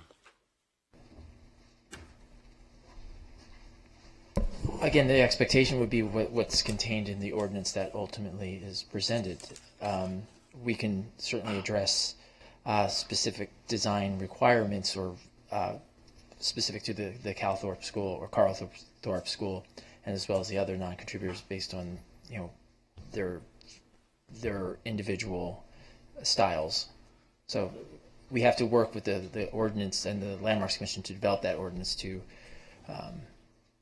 be able to develop that requirement. And if I could just add to what Scott is saying, the second ordinance that will come before you will be tailored specifically for the district as outlined. So we can, as Scott said, we can craft that ordinance to have a process for non-contributors such as Cal Thorpe, and it would describe how they would go through the process for any improvements that they wish to make. So, the ordinance hasn't been written yet, so we can't answer exactly how the non-contributors would be treated, but based on the discussion tonight and based on input we hear through the process, we could craft that ordinance to address the concerns that council might have. So often when we're doing zoning and creating design guidelines, we cannot be, well, I suppose when we're doing zoning, we can be very specific about a specific parcel, right? But in the context of an area, that's difficult to do. Given that this property we're discussing now is the only school use, in fact, it's the only non-multifamily use in the district, will we be able to adopt policies specific to the school use or to that property as an individual? Because it is, as you say, such a contained district, the ordinance can specifically address individual parcel and use and have specific requirements for that one use. So. Okay. So related to the questions that Councilmember Davis was raising regarding the ability for the school to meet the other requirements incumbent on a school for construction projects, as well as the health and safety of the school, those are things that we can specifically address for that school during that discussion of that ordinance. Yes, we can consider that as we draft the ordinance, and if it, if it's not to the council's satisfaction when that comes back before you, then we can incorporate your concerns at that point as well. Okay. I think we're hearing what you're saying, what your concerns are, and that will inform us as we move forward with the ordinance. Councilmember Winter, or Mayor Pro Tem Winter? Yeah, so, I mean, I understand the concerns that some of my colleagues have expressed, but it's very clear in black and white in the letter from the attorney for Calthorpe that they have no pending plans to update their campus, and as a consequence, I'm happy with letting this issue be resolved in the subsequent ordinance that will come before us. Councilmember Davis? Well, that leads to my final question. I understand they don't have any pending, and we're going to move on a fast track, which wasn't clear in the staff report. But if, when the second ordinance comes back, if we're struggling with how to treat the school at that point, I'm not suggesting we do this, but just hypothetically, could we at that point say, you know what, we're not able to somehow shoehorn the rest of the district's rules for Carlthorpe, and at that point consider exempting it somehow from the district? Can we modify the district down the road, in other words, to exempt it if that proves to be problematic? Because we just don't know what the second ordinance is going to look like, and we don't know if the second ordinance is going to address their issue or not. Certainly, a follow-up ordinance could modify the district, so properties can be removed from it as well. So we can go through the process, and if somehow we struggle with it, can't figure it out, we can then say, okay, maybe now it's time to think about carving them out. And I also want to just point out, in terms of a process and a baseline for developing this regulatory review, we have the 3rd Street Neighborhood Historic District. That was our first district. That establishes a procedural process for contributors and non-contributors within that district. So that's a very small district, does have some non-contributors. And I anticipated using that as our baseline and developing off of that, how we treated those non-contributors within that small district. So I just wanted to point that we have a local example that we can use. But in the 3rd Street District, the non-contributors are still all residences as opposed to a completely different use, yes. Right? Okay, so as long as we're not carving this in stone forever and ever, and if we can't figure out a way to deal with it, we can revisit it. I'm fine with going forward with the motion as is. Our city manager, Rick Cole, wants to chime in here. I want to suggest that I have been intimately involved in this process, which obviously started well before my tenure. I do want to remind the council that this is a zoning overlay, and so it is not only possible but logical to make differentiation on different of uses.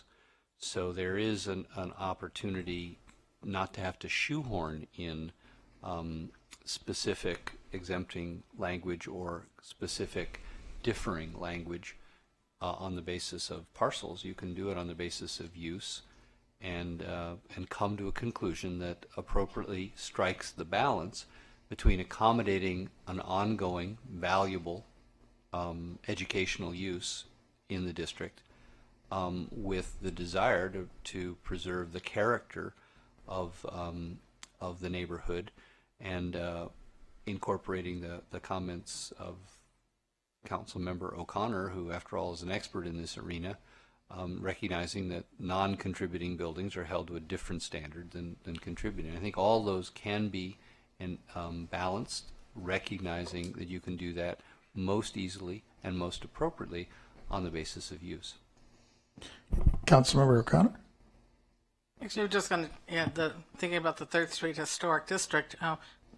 We only have few historic districts because we've had to require owner approval before. We don't need owner approval anymore, so we are likely to see more. But probably one of the most contentious meetings that I've ever attended was neighbor against neighbor fighting the 3rd Street Historic District about a building addition on the rear of a lot. So I don't know if it ever got built or not, but it pitted neighbor against neighbor, trying to figure out what was historic, what was compatible, using that compatibility argument. So I support historic districts. I just don't want to see any of them, including this one, devolve into something that really is used to freeze things, because even the historic buildings, and just preserving this as a historic district, by the way, doesn't mean that these buildings become house museums, because people are going to continue to live in them. They will change, but the changes that happen to the contributing buildings will be done in a manner that respects and takes care to look at retaining, and when things have to be replaced, replacing appropriately with in-kind types of materials, those character-defining features. But the change will happen, because if these buildings don't evolve, people will not want to live in them, and you can call it a historic district or whatever, but it would not be a successful neighborhood. So how to manage that change is important.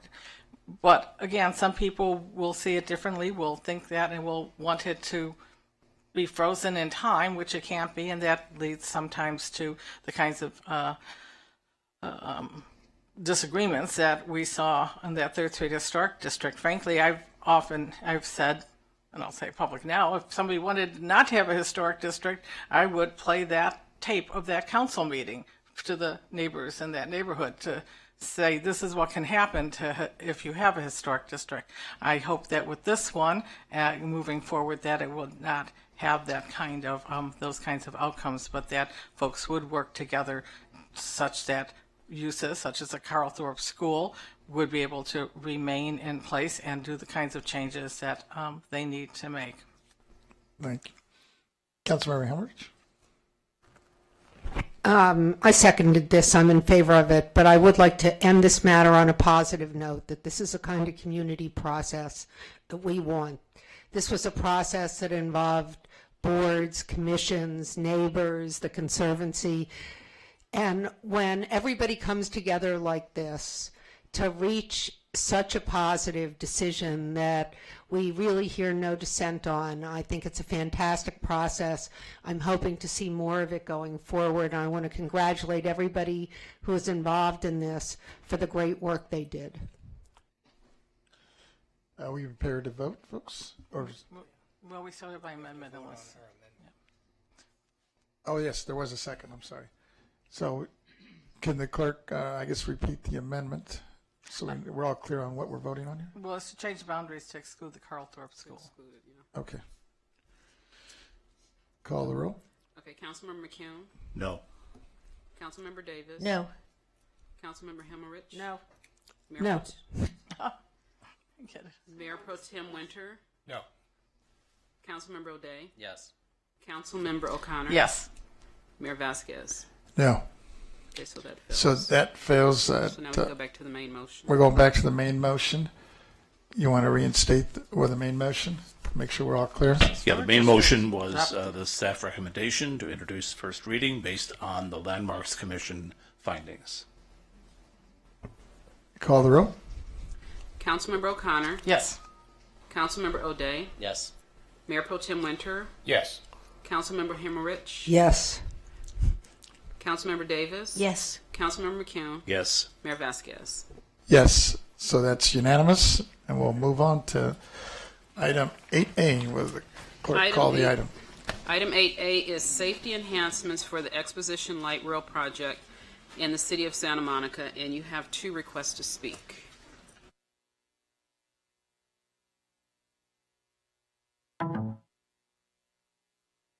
We have a staff report by, oh, here we go. Here's our chief. I thought I saw you earlier.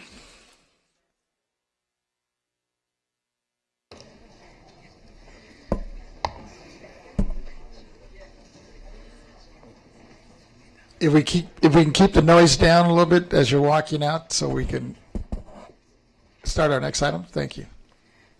Good evening, Honorable Mayor, Council, staff, and members of the community.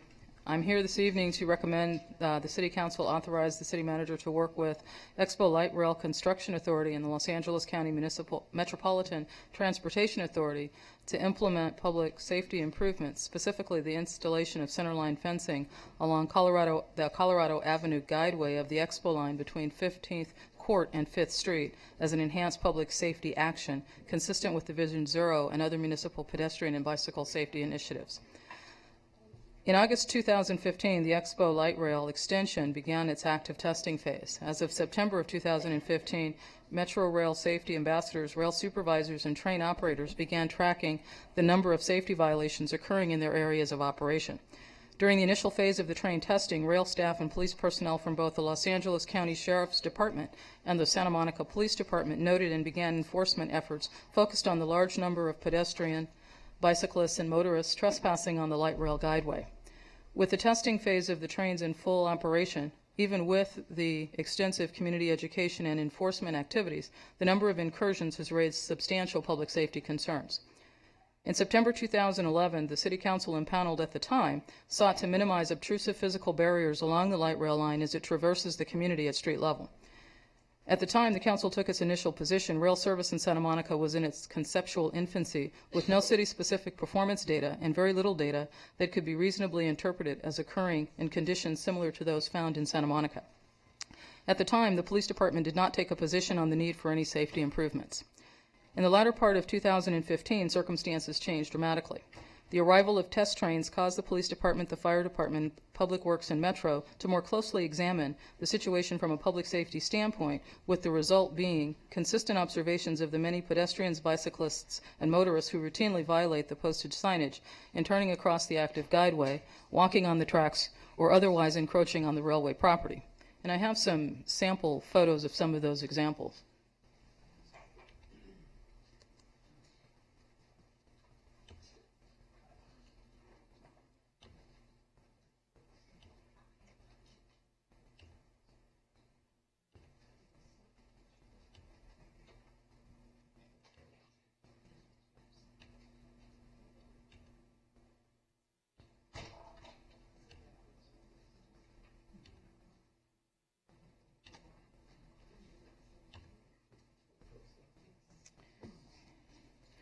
The volume of observations have resulted in heightened safety concerns, which are now resulting in the collective recommendation in the form of centerline fencing be incorporated into the remaining build process.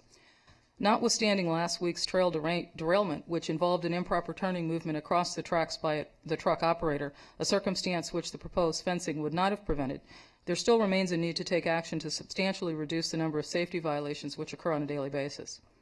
In support of this recommendation, I point to the data in the staff report obtained during the 5-week observation period inclusive of September 24, 2015 through October 26, 2015. During this period, an average of 465 pedestrians, 84 bicyclists, and 26 skateboarders were observed in the guideway. These encroachments were observed during various random 2 to 3 hour increments, representing a part of the eventual daily operational schedule for the train.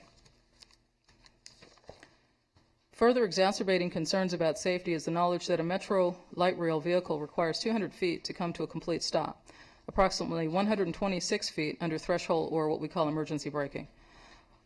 And that's when traveling 300 miles an hour under 30 miles an hour under optimal conditions.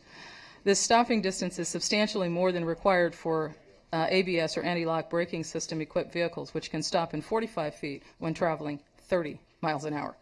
For a light rail vehicle, the stopping distance may be more under certain environmental conditions, and certainly operator response time will play a factor.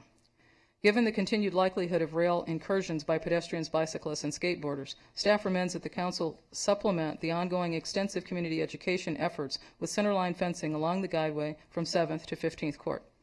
As has been proven with other pre-existing and fully operational lengths of rail line, centerline fencing contributes to public safety by reducing substantially the number of incursions. While the centerline fencing will not prevent a vehicle from operating on the guideway, such fencing may provide the drivers with visual cues which are important to alerting the operator that he or she is operating on an active train guideway. The police department has worked collaboratively with staff from the Public Works Department, the Planning Department, and Metro and the Fire Department to ensure that if approved by the council, the proposed improvements will be acceptable both in terms of cost and appearance. This concludes my remarks. My colleagues from Public Works, Mr. Martin Pastucha, as well as representatives from Metro, Greg Kildare, Bruce Shelburne, and Rick Mead, as well as staff from the Planning Department and I are available to answer any questions if you should have any.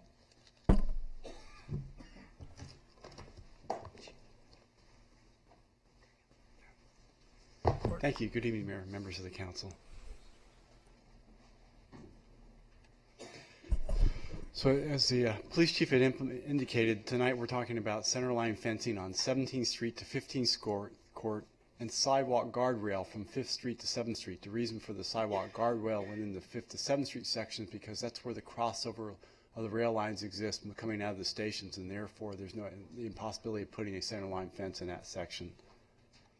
As we look to the recommendations that we're proposing for your consideration this evening and our recommended option, things that we thought about were the construction window, understanding that we have a very small time frame before the activation of the line and the start of passenger service to basically design a fence and bid it and construct it within that very, very short window of time, essentially between January and May. The material availability, which also goes back to the time frame, we need to look at any custom type fencing will take a longer fabrication time and in essence will delay its implementation. And then the cost, we're looking at a cost that in essence what Metro has utilized elsewhere along these types of segments. So we've tried to design within that cost. If council wants to do something more than that, the likelihood that the city would have to contribute to that betterment in addition. So again, back to the centerline fence, as you can see, it would be a fence that runs along in between the railroad tracks, both those going eastbound and westbound. It's in between the guideway area where the guideway poles are at, so it will fit within that right-of-way area, and it will be short of every intersection, but in those areas where there is no crossing, crossing certainly would be discouraged. The types of options that we've looked at is contempo fencing, which is a similar type fence that we installed as part of the Samo High project along Pico Boulevard, the section between 6th and 7th that provides that divider between traffic and the bicycle right-of-way. Next option, this is another option at contempo fencing that they utilize. We used a sort of a matte gray type of finish on that section between Pico that seems to make it a little less intrusive. The Expo has the same contempo type fencing on Colorado Avenue just east of 17th Street and along their Exposition Boulevard in Los Angeles. Again, it's relatively unintrusive, it's very see-through, but it does provide the barrier. The option that has been put elsewhere along the Gold Line is the Metro picket line fencing. This has been what the option that we got a cost proposal from Metropon, so anything we've utilized, we're using this as a base price, but it's a fabricated metal material. It is a little heavier than the contempo fencing, so there is that consideration. And then this is a line that was put into the fencing that was put in the Metro Blue Line down Long Beach. It is essentially a chain link fabric on a sort of wavy type fence pole. And then the fourth option that we looked at was the Jacob wire mesh system, which is what's going to go into the downtown station. The concern about the Jacob wire mesh system is availability and the timeliness of being able to get that in time to construct it within the time frame. So in terms of the side guardrails, as we indicated, you can see where the crossover of the lines occurs there. This is that section between 5th Street and 7th Street, and the red marks along the sidewalk area would be where we put essentially guardrail fencing to provide a barrier for pedestrians to not cross over those sections of the streets outside of the crosswalks. What you'll see is places in the city where we've also had similar type fencing. This is along the Pico Boulevard adjacent to Samo High, where the fencing was provided as a barrier for the pedestrians exiting Samo High not to cross the street because of the concern with the hill and the traffic volume along Pico Boulevard. And so what we're proposing tonight is the contempo fencing option as the one that can certainly meet within the time frames that we're trying to get constructed so that we can have this fencing installed prior to the opening for fair revenue operations by Expo. And then the tubular guardrail, which is that fencing along the It's essentially a tubular steel barrier that would exist along the sidewalk area from 5th to 7th Street. And if you have any questions, again, staff is here available. Rick Thorpe from Expo Construction Authority is here, as the chief said, as well as a representative from Expo. Thank you. Thank you. There's several questions here. Let's start with Councilmember Helmerich. So my question is pretty simple. If you go back a few slides to where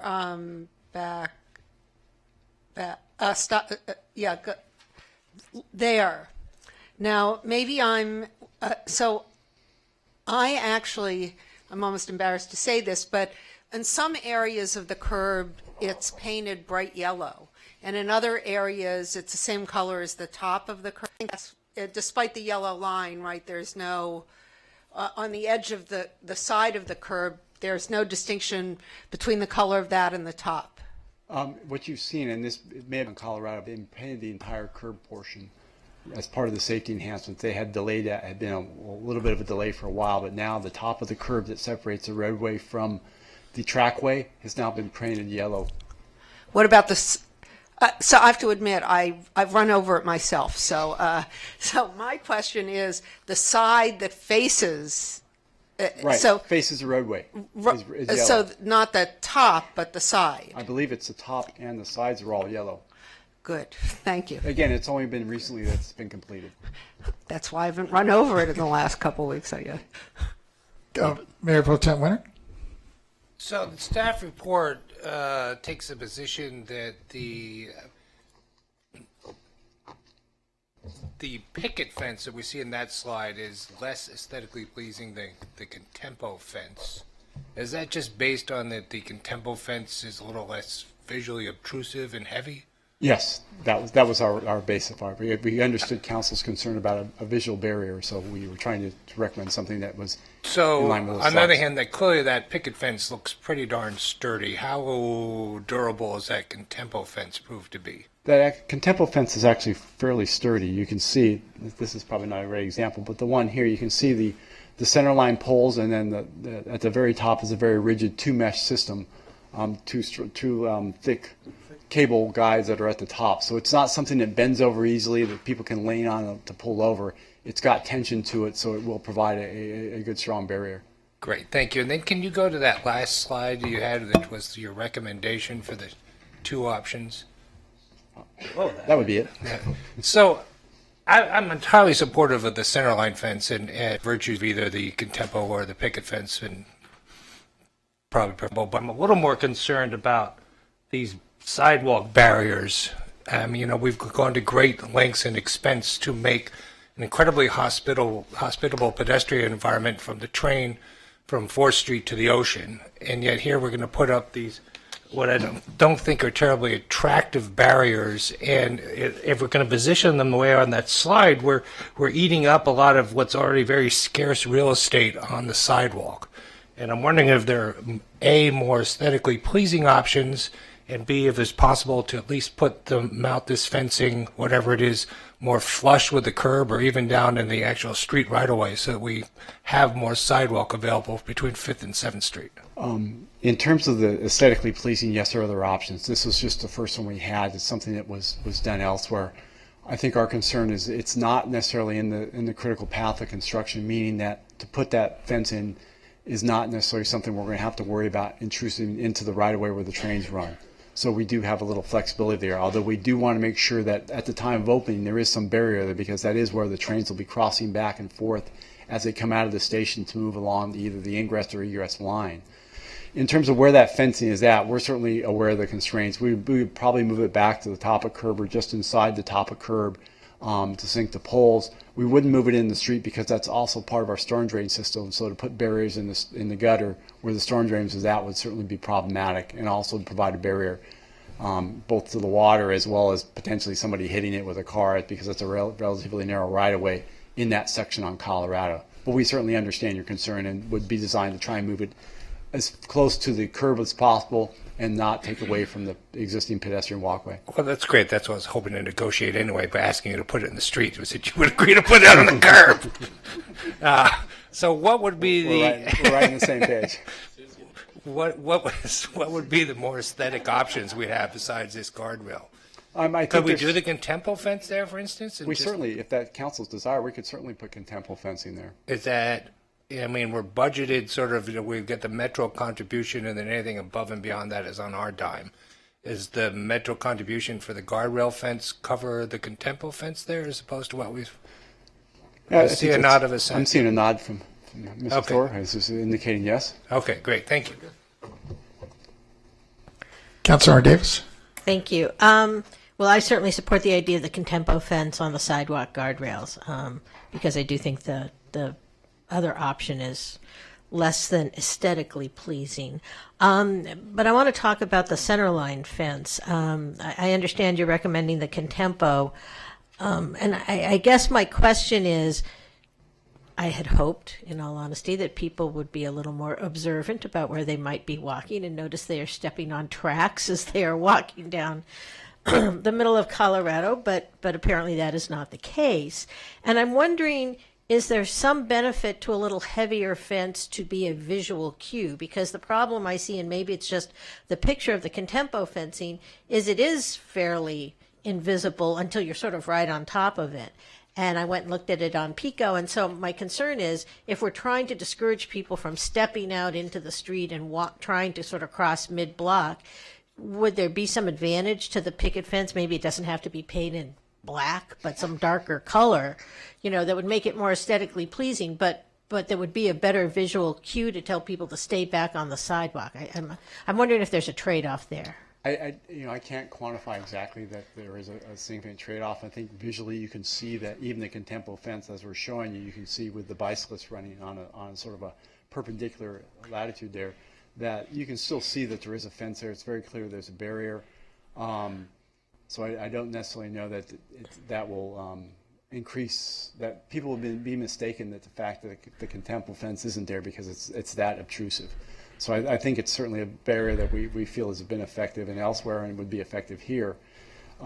Certainly you're right that this is, the Metro picket line does have a darker shade. You could always go to the contempo fence, it's green, so it has a little more aesthetic. This one doesn't show on that picture on the right because you've got landscaping involved there.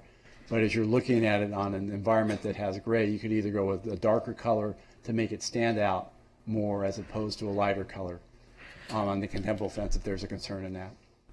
Well, and maybe, because my second question is, the contempo fence is obviously meant to have a light touch and be very transparent, but it's also not, as a fence, if you just sort of putting it as fence qua fence, is not particularly pleasing. It looks a little bit like, bad schoolyard design.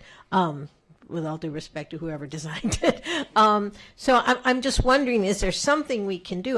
We're spending a lot of time designing our downtown. We're spending a lot of money trying to make our downtown attractive, and sort of with the same concerns that Councilmember Winter had about the sidewalk fencing and making that more aesthetically acceptable. I don't think any of these are aesthetically pleasing, in all honesty. And in a perfect world, we wouldn't have to put them up. But it's clear from Chief Seabrook's presentation that, you never underestimate what people are, doing.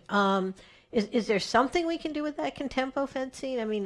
Colorization or something Certainly. to make it more attractive? I think we can look at the options of that to see. There also may be a little tighter bar on the top. You can see the very top rail here.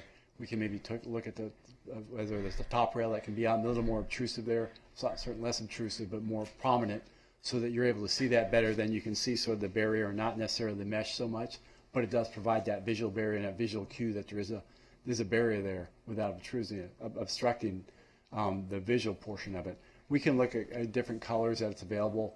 Again, we were trying to take the council's concern about providing a visual barrier along that area as well, and that was the recommendation. But if that's the council's pleasure to take a look at different colors, we can certainly do that. Okay, great. Thank you.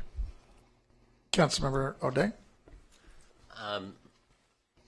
I was on the same topic. Most of the questions from the other council members addressed it. However, I'm not clear on your recommendation on the pedestrian, on the sidewalks. Why staff recommended originally something different than the contempo, which is used in the middle? What were the advantages you were going for with the guardrail design that weren't I available? think again, the guardrail from our perspective, it's visually, it's not obstructive. You have basically just 2 rails and vertical poles. It provides certainly, it's very similar to what you see at the intersection now in certain places along the Expo right-of-way where they have a certain barrier out for a certain distance out from the intersection. It's just something that's been used elsewhere along the line. We haven't, again, part of it's trying to make sure we get this done in an expeditious manner. No special magic. No special magic, no. Okay. One of the things that has come to me from folks in the community is, and sounds like now Councilmember Himmelrich, is making the turns across the tracks and then finding your goal to be running parallel to the tracks on Colorado. Folks seem to be now having some trouble identifying the difference between the roadway and the track, right? And the pictures bear that out. These changes seem particularly useful for pedestrians. I'm not sure how well they address this issue of cars turning and attempting to run parallel to Colorado. And originally, I before seeing the staff report, my imagination led me to think that there might have been sort of a bollard system at those corners that prevented cars from coming onto the tracks, say when you're coming north on 5th Street off of the freeway, turning right onto Colorado, you make that turn, there, some visual barrier there for a driver to know, hey guy, go this way onto the street and not onto the tracks. Is that something that was looked at? Is that considered not necessary? Am I missing the point there? No, I don't think you're missing the point at all. I think initially when we had the intrusions on the tracks, there were a lot less safety amenities than there are now. The curbs were not painted. There wasn't any roadway pavement markings along the ground to help provide guideways. There weren't any signs at the bottom of those T intersections to indicate that you have to there's no left turns, you can't go straight, you have to make a right turn only. Some of those things have not been in place. We've now got the curbs painted. A couple of the incursions we had occurred right there by 17th Street where the track extended into the right-of-way and the road went forward. They've actually put some physical barriers as well as visual barrier along that track right now. At those T intersections, as you've indicated, we're waiting on signs, the permanent signs to come in place. Those signs will be mounted on the curb so that there'll be a visual barrier showing that it's one way only as you come out. So there are some additional signage that we're waiting on to put in there as well. I think bollards may be a little more difficult, but we certainly understand, and I think that's one of the things that the safety folks have addressed, both from Expo and Metro, was the concerns in our city staff as well, understanding that there were concerns about those intrusions and how to prevent them. And in other communities, have these recommendations been simply enough? And are there communities where they haven't been enough? In other words, if we're not satisfied with these results, what next? I can let the Expo staff speak to that in terms of their effectiveness elsewhere, but from what we understand, they have been terribly effective to the range of maybe 90% reduction in the amount of incursions that occur in the public right-of-way.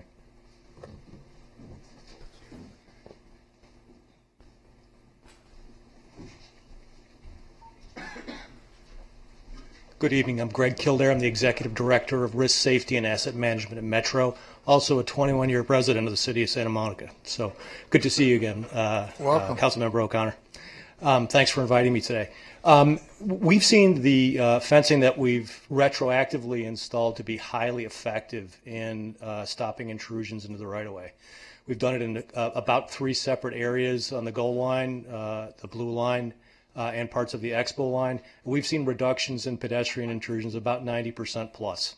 So it is very, very effective system to prevent people from intruding into the right-of-way, which is really a precursor event to a collision.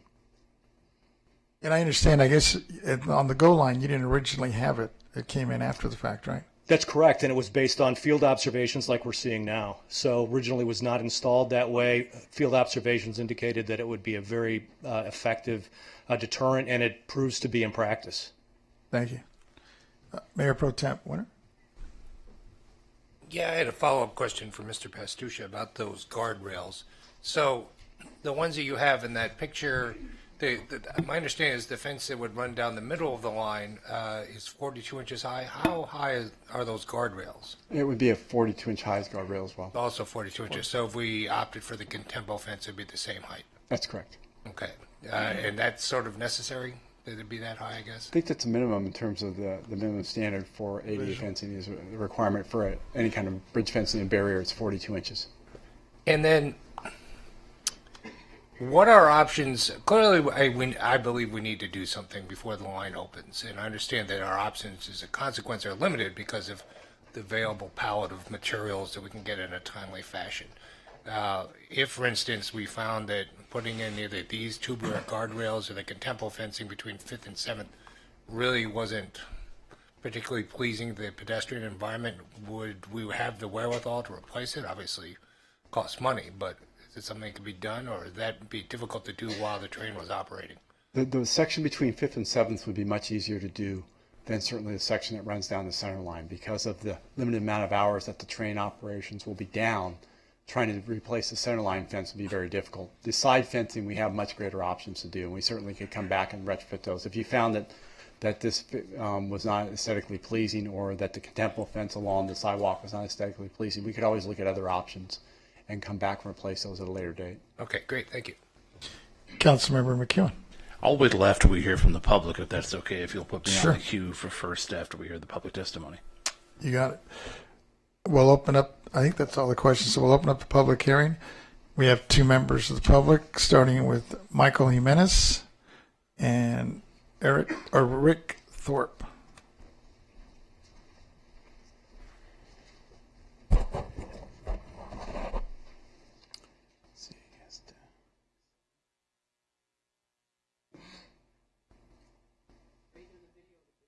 Pictures first. Thank you. Okay. Good evening, Council. My name is Michael Jimenez. I'm a resident of the Stewart Park community, and I wholeheartedly applaud the efforts that you're doing tonight to improve safety. I just want to point out a couple of things that I've observed in my walking through my neighborhood. The first one is a photograph of a sheriff's vehicle blocking the sidewalk. That sheriff told me that they were supposed to be there, and as a result of that, how do I switch to the next picture? Thank you.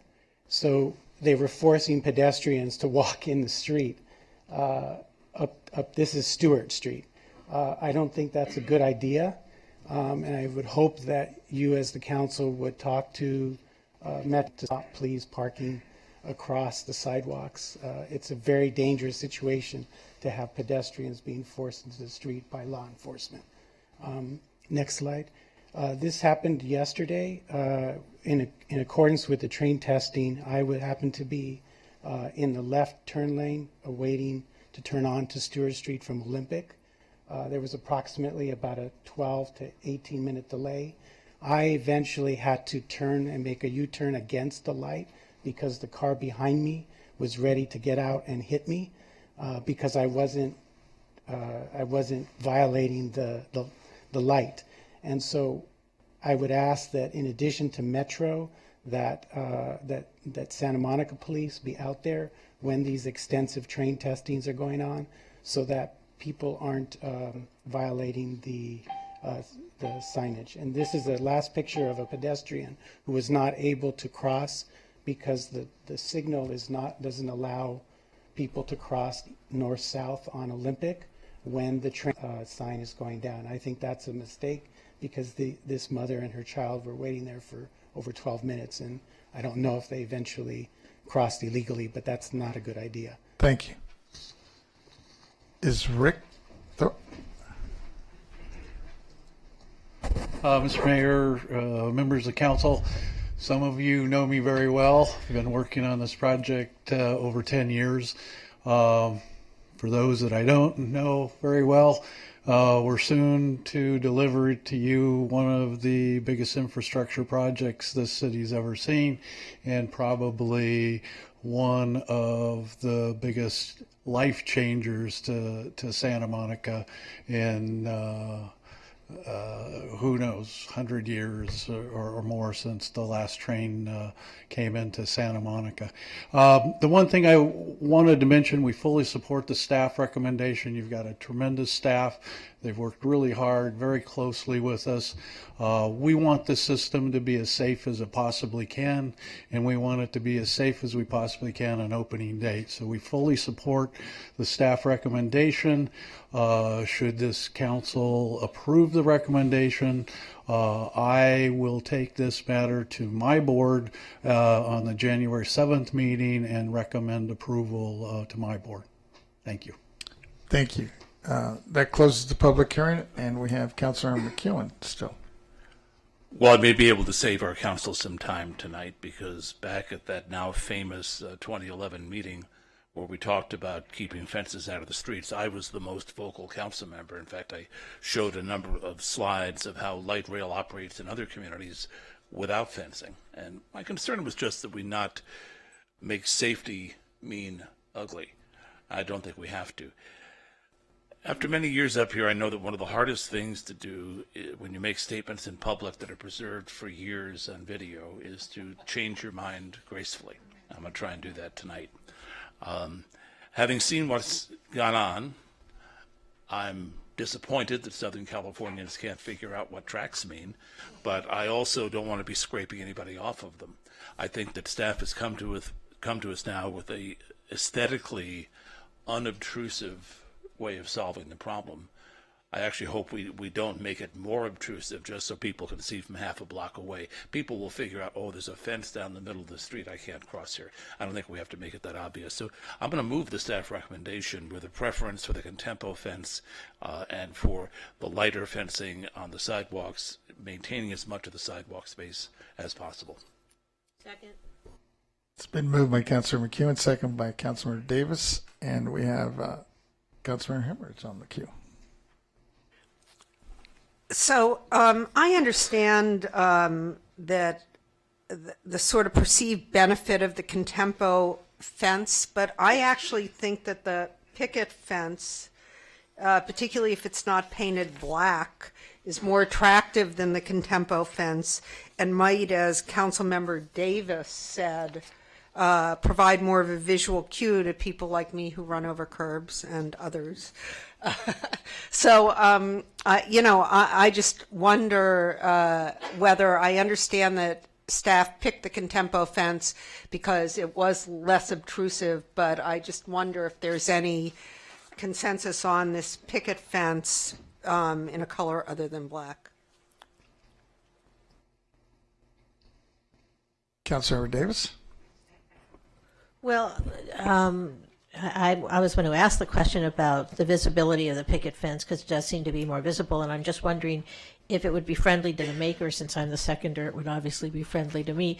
If we can direct staff to experiment with some colors of the contempo fence that would keep it relatively unobtrusive but might address the concerns that Councilmember Himmelrich has, because I do think that the light gray is transparent, and maybe if it's even just darkening the top rail or something. I mean, I'm not sure we should be up here trying to do paint chips to figure out what color it is, but to direct staff to experiment with some colors that might address the concern of visibility of the fence from perhaps not half a block, but at least on the sidewalk to someone who's considering jaywalking, but also might make the contempo fence a little less industrial looking and maybe a little more friendly, for lack of a better term, a little more aesthetically pleasing, yes, because it is pretty industrial in the light gray. So I'm just wondering if that direction is friendly to the maker. I'm willing to accept that as a friendly amendment, with the understanding, once again, as I said, that I just don't want to make safety mean ugly.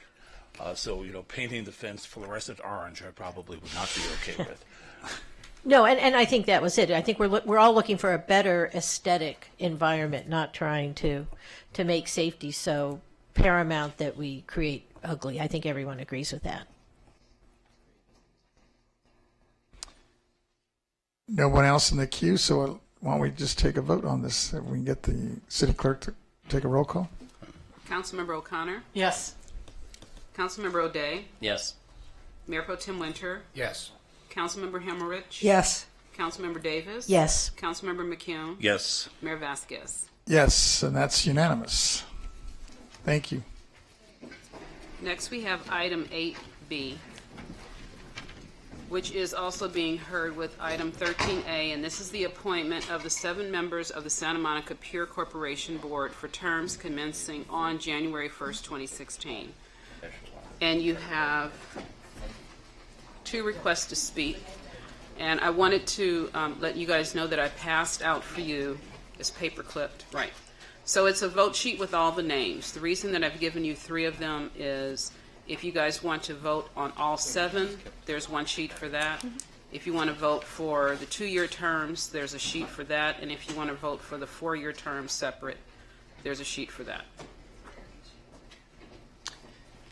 Can I ask a question? Oh, yes, go ahead. Councilmember Davis. So if we do the vote for all 7, is there some thought about how we would then figure out, once we identified the 7, who gets the 4-year terms and who gets the 2-year terms? That's for you guys to determine. Not fair. Council members, what I was going to suggest, and I don't know if the staff was thinking about this, is that, and if there's consensus here, I think we should, for all those that have been on the board, that are trying to come back on the board, that they only qualify for the 2-year terms. And then we move forward from there. Once we decide if there's a consensus there, on all the new members would be the ones would be considered for the 4-year terms. So in other words, people that have been sitting on this board, for many years, and some that have just been on 1 or 2 terms, wouldn't have the opportunity to come back as a 4-year member, but do get an extension of a 2-year term. Because as I look at the list, we're looking at 82 people that applied for this, and I think, we're all trying to bring in new leadership and new, getting more people involved in this process. I think it'd be great if we can show that we're looking to increase the membership, and at the same time not eliminating the continuity either, by having at least, maybe 4, I don't know, I think there's 5 that are trying to apply, but whatever the number we decide on of those that are coming back would only be on there for 2-year terms. I don't know how the rest of the members feel. Councilmember McEwen? Well, I agree with the intent. And of course, if it turned out that we needed to have more ongoing expertise at the end of the 2 years, we'd have the option of appointing those people again. Exactly. But as a start, I think that would be a good idea. However, I think in terms of process, we will only make this overly complicated if we try to determine before we take a vote on who the 7 are, who gets the 4 and who gets the 2. We're trying to put together a working team here. So the way that I've approached it, at least, is I prepared a list of 7 people that I will nominate. And then I'm hopeful that we'll go down, we'll each nominate 7. We'll see where there's enough overlap on those, that some people got 4 votes already. We'll continue until we fill the board.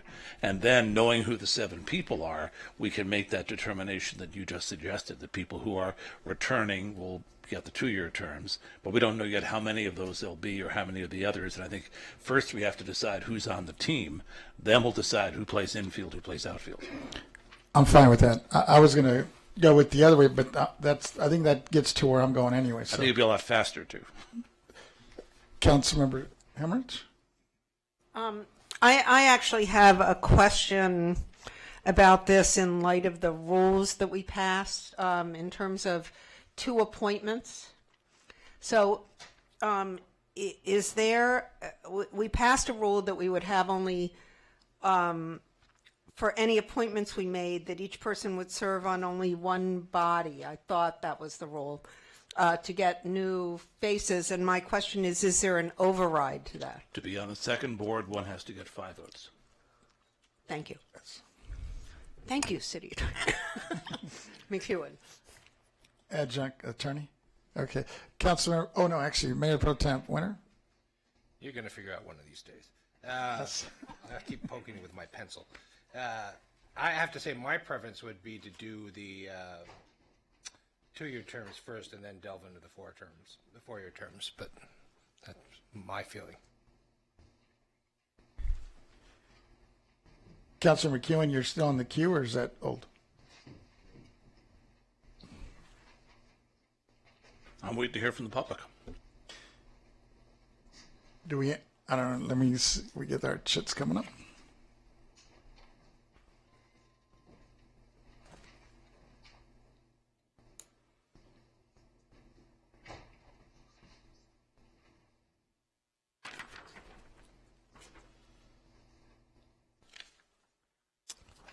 We have Ellen Brennan and Judy Abdo.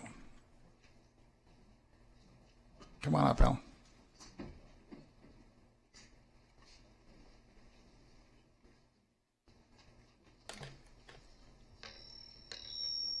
Oh, take this off.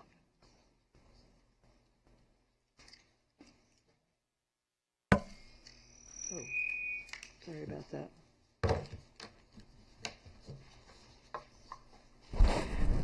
Ellen Brennan. As a resident in the neighborhood adjacent to the pier and as a former chair of the PRC, I wrote you a very detailed letter explaining why I think the present board is dysfunctional and ask you not to reappoint any of them. And I also recommended 3 applicants for your consideration. The first being a man named Alan Lipscomb, who served on the PRC, and when he did, he was the chief financial officer and chief operating officer of the Metropolitan Transit Authority, appointed by the mayor of Los Angeles to turn the agency around. He later became a turnaround expert with an international reputation, contracted by corporations and municipal agencies all over the world. As a matter of fact, his travel schedule was so heavy that he felt he needed to leave the board. He's one of those rare people who can listen to a hotly fought discussion, hear both sides, and craft a motion that passes. I think that he would be a great asset to this Pier Board and to the city. The third is a man named J.D. Simpson, who has lived his entire life in the neighborhood and overlooking the pier. He understands the needs of the tenants on the pier. He understands the needs of the neighborhood, and he also understands the security concerns of our chief of police about the crowds on the beach. And that concern has caused a great deal of tension between the police and this present board, and has caused the neighborhood great bombardment of noise. So I ask you to consider these 3. Oh, and Abby Arnold is my third recommendation, and she's a well-known Thank you. Fundraiser who I think would serve us well. Thank you. Thank you. Former Mayor Judy Abdo.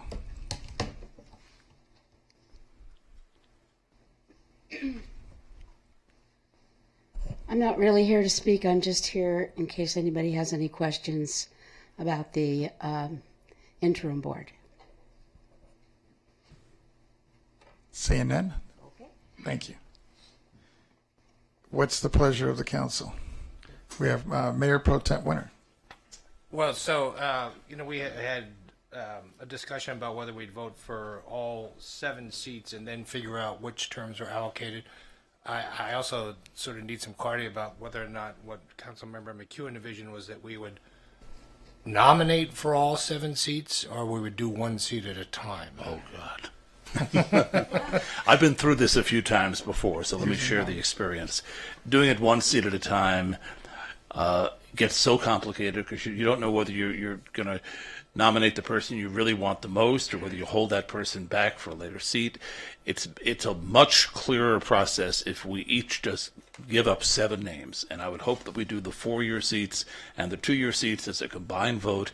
Then once we see who the 7 are, and it may take us a while to get to 4 votes out of 7 people, but once we have a team of 7, we'll know some of them have been on before and perhaps should have a shorter term. We can make those determinations more intelligently once we know what the team is. So in doing it that way, we can all nominate as many people as we'd like, up to 7? Up to 7. Yeah, okay. And I'm prepared to do that if anybody else is. I think we're all good to go. So you want to call the roll? What the clerk will need to be prepared to do is to for each of the 7 of us. mark your sheet, which you have thoughtfully made up in advance. And we have some assistants here up on the dais. Okay, so let's start with Councilmember McKeown. Who are your 7? Judy Abdo, Just go slow. Abby Arnold, Sean Besser, Is it Vesser or Besser? Besser with a B, Okay. Sean Besser, Alan Gilbert Lipsky, Susan McCarthy, J.D. Douglas Simpson, and Barbara Stinchfield. And who was the, I'm sorry, Councilmember McKeown, who was the third person you said? The Was it- third person was Sean Besser, B-E-S-S-E-R. Okay, and your fourth person? Lipsky. Alan Lipsky. Okay. Let me read the surnames just quickly for confirmation. Okay. Abdo, Arnold, Besser, Lipsky, McCarthy, Simpson, and Stinchfield. Do I get an I have voted sticker now? Hey, you got a succulent. What more do you want? McEwen votes yes. Okay, and next we have Councilmember Davis. All right. Abdo, Arnold, Kaplan, number 25, Kearns, 27, McCarthy, 44,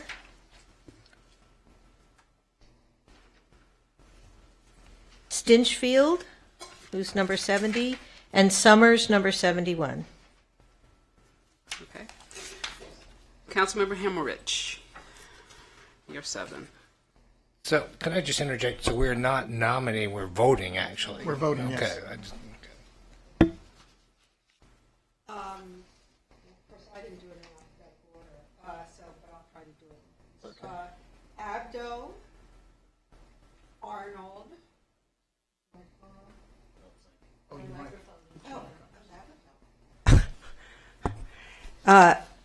Okay, so Abdo, Arnold, Bright, That's number 7. Foster, Number 16. Lipsky, 37. McCarthy, 44. and Stinchfield. Okay. And Councilmember Winter. Yeah, I have a similarly disorganized mind to Councilmember Hemmerich, so I'm not going to be in alphabetical order. So I would vote for Abdo, Stinchfield.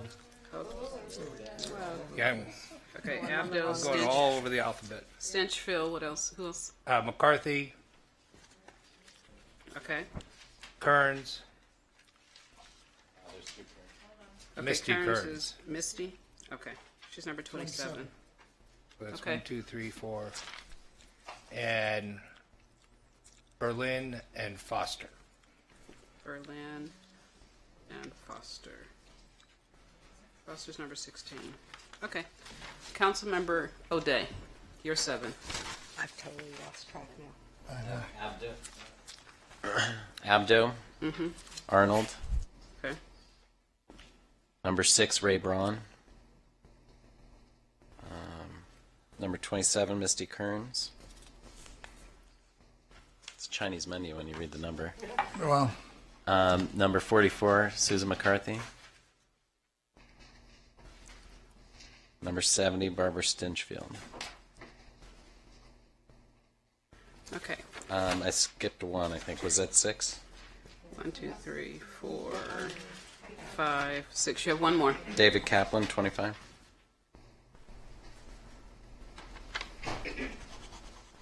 Okay. And Councilmember O'Connor. Okay. Abdo, who's number 1. Arnold, number 2. Misty Kearns, I'm not sure what number she is. 27. 27, she's 20. Ellen Lipsky, who's 37. Susan McCarthy, 40. Oh, I'm going too fast. Okay. Okay, Susan Lipsky, McCarthy, 37. Susan McCarthy, 44. Okay. T.J. Montimer, 45. Barbara Stinchfield, 70. Okay.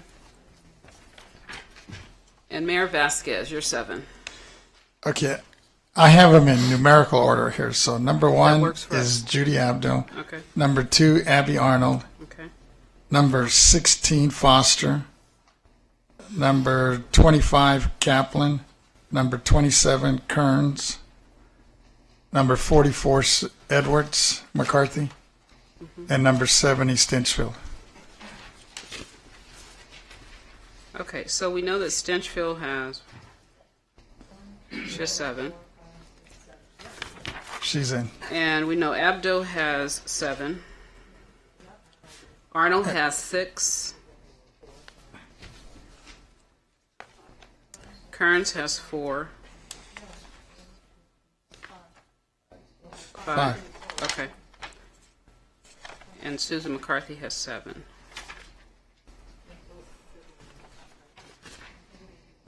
Okay, so 1, 2, So of those that 3. that got more than 4, how many of those are incumbents? So we have Judy Abdo, Right. Barbara, Susan, Susan McCarthy, Misty, and and Mitzi. Barbara. So those are the 4. Those are the 4. So I would suggest that those 4 get the 2-year term, if the council is okay with that. I second. Are we all good with that? So we had 5 people get enough votes to be appointed already, is that? Yes. Yes.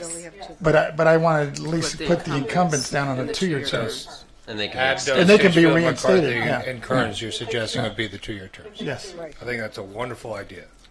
We all I'm good fine with that? Yep.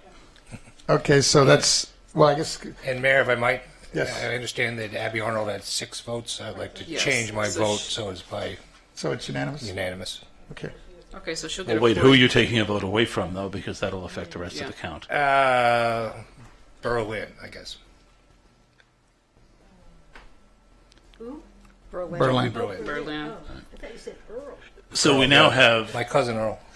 We have three. 5. We have 3 4-year seats, and we have 1 appointment to 1 of the 3. So we still need 2 We people still need for right, 4-year for the seats. 4 years. Yes. Now, could the clerk tell us who was close? Who was the, yeah, who are the next runner-ups, I guess? Foster had 3. So Foster, Kaplan had 3. Kaplan. Lipsky had 3. That's it. So does the council want to vote on those 3? Well, I'd certainly like to make the pitch for Alan Lipsky, who has had experience on the board and who, as we have heard, has some real skill at bringing people together. I don't know who the ones were who voted for them. I was one of them. If one other person would vote for Alan Lipsky, we'd have him on. Well, I'll change my vote then from Summers to Lipsky. So now there's 4. Now we have one more to go.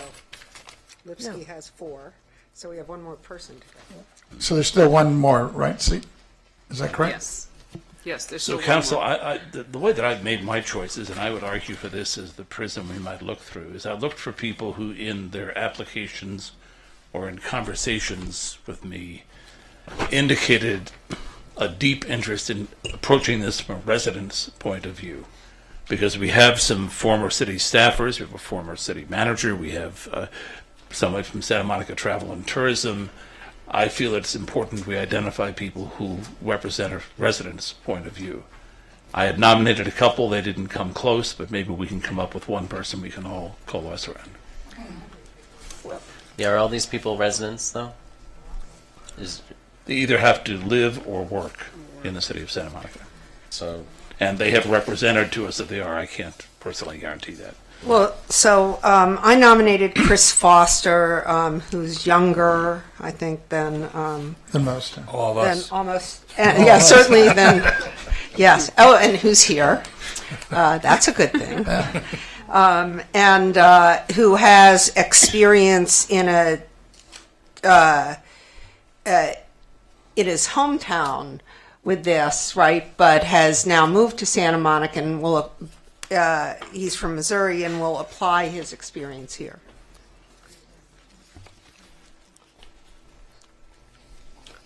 I voted him, so I can't change my vote, I guess so. You voted for? Yes. Oh. I guess there's anybody that didn't vote for him interested in supporting Foster. Well, maybe we should each explain the people that we voted for who didn't It's didn't down make to it. Kaplan and Foster is where we It's ended down- up. yes. right? Yes. So David Kaplan, we know, served the city on multiple commissions. Wasn't he on the board before?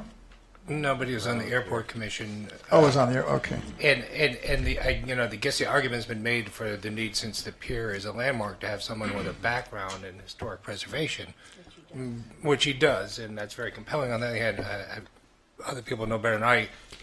Anything gets done on the pier has to be subject to a certificate of appropriateness, correct? So, while it's useful to have that on the pier board, I mean, it's not a requisite because building It comes alterations have to go before the Landmarks Commission. Yes.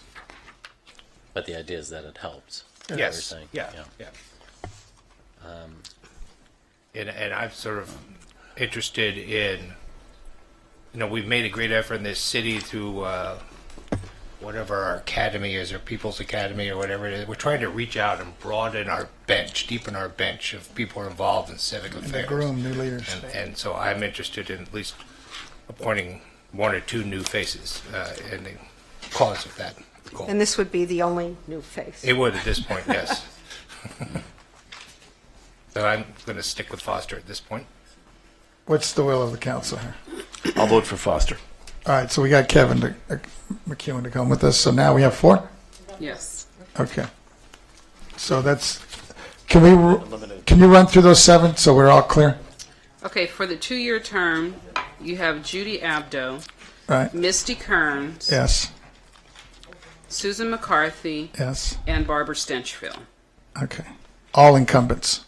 all incumbents. Okay, And for the 4-year, 4-year, 3-year you term, have you have Abby Arnold, okay. Kaplan, David Kaplan. No. Sorry, Foster Foster. Okay. And Lipsky. and Lipsky. And Lipsky. Yeah, they both have beards, okay. Well done. Thank you. That wasn't too hard. Let's do it again next week. This part Let's wasn't never too do hard. this again. Yes. I will take yours. Okay. I want to thank the council because I know everybody, man, that was tough going through 80 apps, and to get through that in a reasonable time was exceptional. Okay, Council, so next we have item 8C, which is review and approval of proposed scope of work by outside advisor. And you have 4 requests to speak. Okay, let's get the staff report.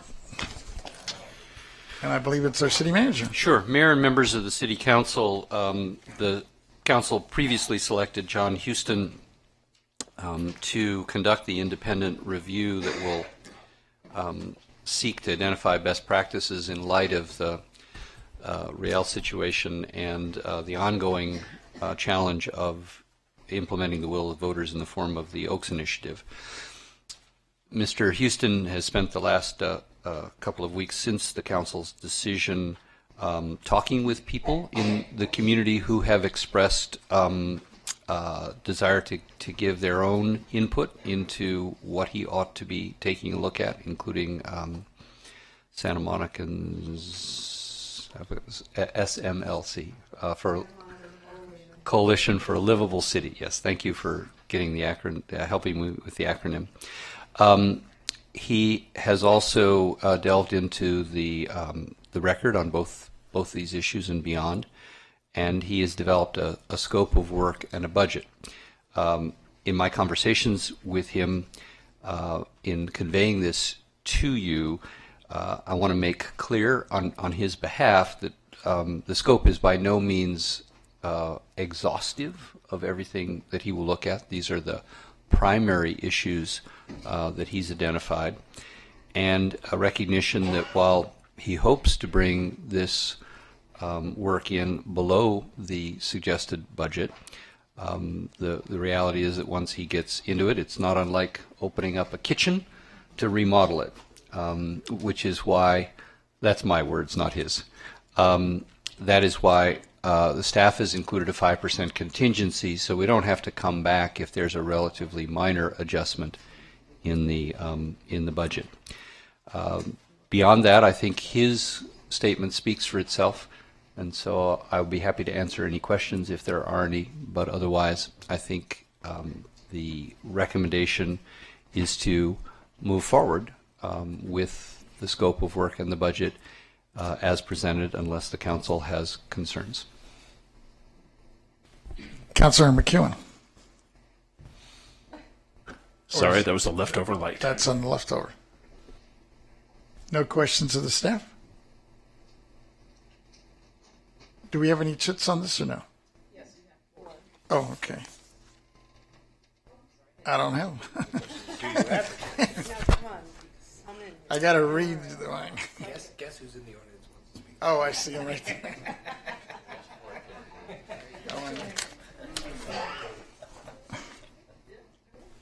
Okay, we'll open the public public hearing, and we'll start with Denise Barton. Looks like Mike. Is that Macau? Tony? Oh, Tony. Okay. People of California and Art Casillas. Wow, I was wrong. Good evening. Believe me, I support anything that has to do with you actually practicing ethics. But in this case, I have to wonder if this will be another long-ended investigation, hoping the public will forget about Elizabeth Reel. Or are you hoping we'll forget about the $1 million the taxpayers had to pay due to our public officials' action in that situation? Here's the real question, though. Why didn't Marsha Motry give the Los Angeles District Attorney the Elizabeth Reel case in a timely manner? She knew because she was involved with it that she had to do it, so why didn't she? And what about the rest of you sitting up there? Why didn't you do anything but sit up there and go along with it? And wouldn't that make all of you as guilty as Marsha Motry? The next question is, will they look at your ethics in past situations as well, so they have the full perspective view of who you really are? Take Bergamot Station, which the residents ended up doing a successful referendum on, which made the claim that it would bring 700 new car trips daily, when in reality the amount was 7,000 new car trips daily. Misleading the public, what ethics does that show? That would bring us back to Luce and the TDM, which are based on inflated daily ridership estimates for the Metro Expo line, which can actually be seen by a recent USC study, which has found that the Expo line between downtown and Culver City is not taking cars off the road or reduce traffic and congestion, more misleading the public. But it does have to be seen as a bonanza for developers. And how many developers and their associates give campaign contributions to the city council members? Quite a few from what I've seen. Once again, I ask you to consider their past actions so you can see the true lack of ethics that exists in our public officials. Merry Christmas. Thank you. Thank you.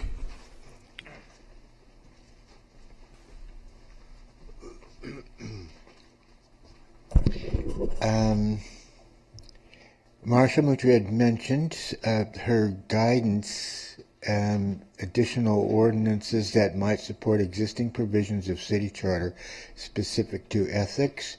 Important that they be crystal clear and that this may be a good opportunity. I'm wondering if Marsha is considering her own schedule in relation to this. I imagine that she may want to talk with the independent ethics advisor in the interim, but is her schedule such that she can deal with this revolving door business and the transparency project scope of work in a way to bring those two into harmony, and that she has some advice to give you on how to strengthen this ethics on the basis of the city charter. I wonder if he's going to merge those two schedules together, or how you want to do that. I don't know if you understand that, but. Thank you.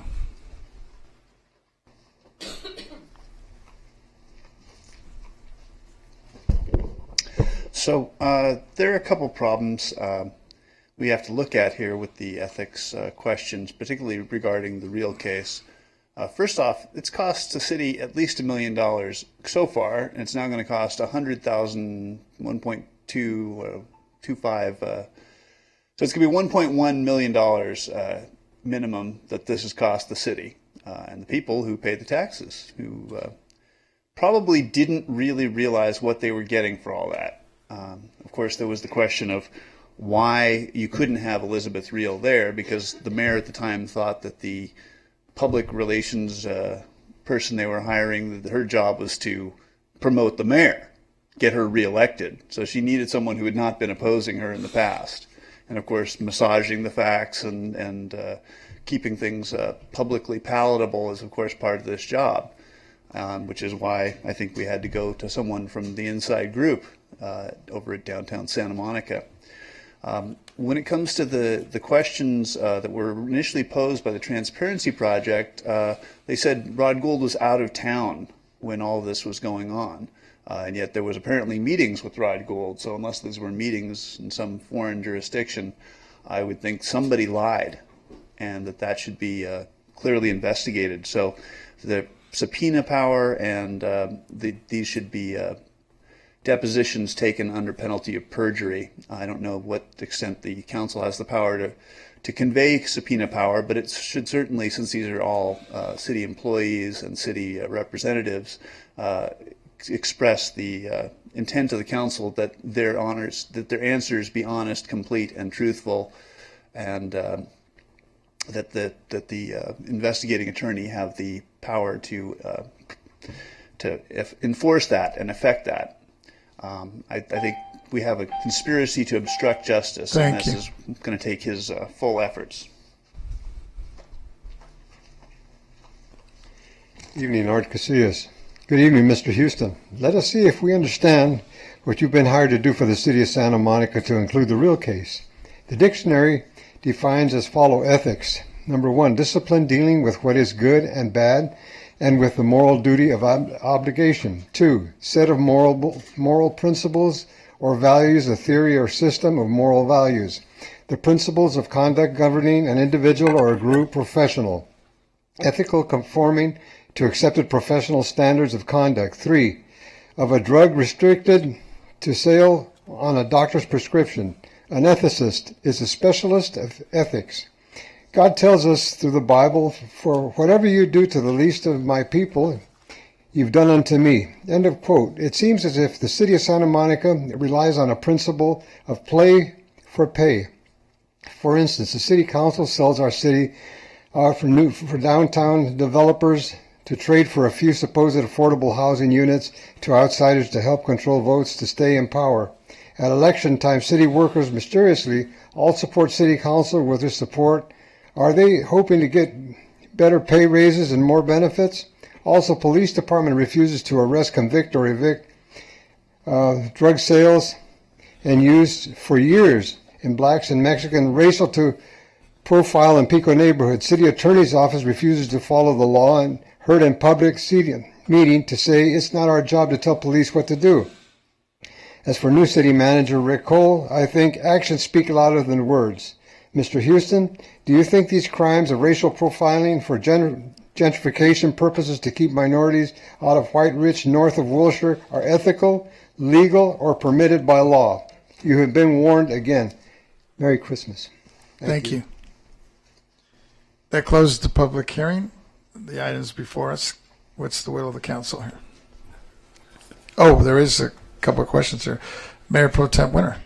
I don't have a question. I was just going to move the staff recommendation. Second. It's been moved by Mayor Pro Tem Winter, and it looked like it was second there by McEwen by just a hair. Councilmember Terry O'Day. I'm going to stay consistent on this topic. I think there's no new information. It's going to be produced here. The documents are currently available to the public. There have been multiple reviews. We're already acting on best practices. Councilmember Himmelrich provided us with an ethics ordinance as an example of a best practice. And at this cost, we're looking at almost half of the total cost of the incident that inspired this concept in the first place, versus what we might have done, which might have been a policy review and recommendation that would have been 1/10 of the cost. So this price tag just is sort of underscores the points I've been making. I think that this is an extraordinary amount of money to spend on not a lot of effort, not a lot of insight. Nobody else in the queue? I guess we'll call the roll. Councilmember O'Connor. Yes. Councilmember O'Day. Nope. Mayor Pro Tem Winter. Yes. Councilmember Hammerich. Yes. Councilmember Davis. Yes. Councilmember McCune. Yes. Mayor Vasquez. Yes, so that's 6-1. Next, we have item 13A, which is the annual appointments of the, I'm sorry, we've already done that. 13B, appointment of 2 annual vacancies on the Clean Beaches and Ocean Partial Tax Citizen Oversight Committee for a term ending 12/13/2017, and you have no request to speak on this. Councilmember McEwen? Well, I see we have an incumbent who is requesting reappointment, and I will nominate him, Tom Ford. It's been second. Moved by acclamation. Moved by acclamation. All those in favor? Aye. Aye. Opposed? Abstentions. So that's been approved unanimously. So we have a Mayor Pro second. Tem Ted Winter? Oh, no, I was I'm going to sorry. have a second person. Yes. And we have, well, And I actually spoke to Mr. Ford, who's been chairing this committee, and there's only 2 applicants for the other vacancy, and he suggested that he might be able to come up with some more applicants if we continued the second appointment.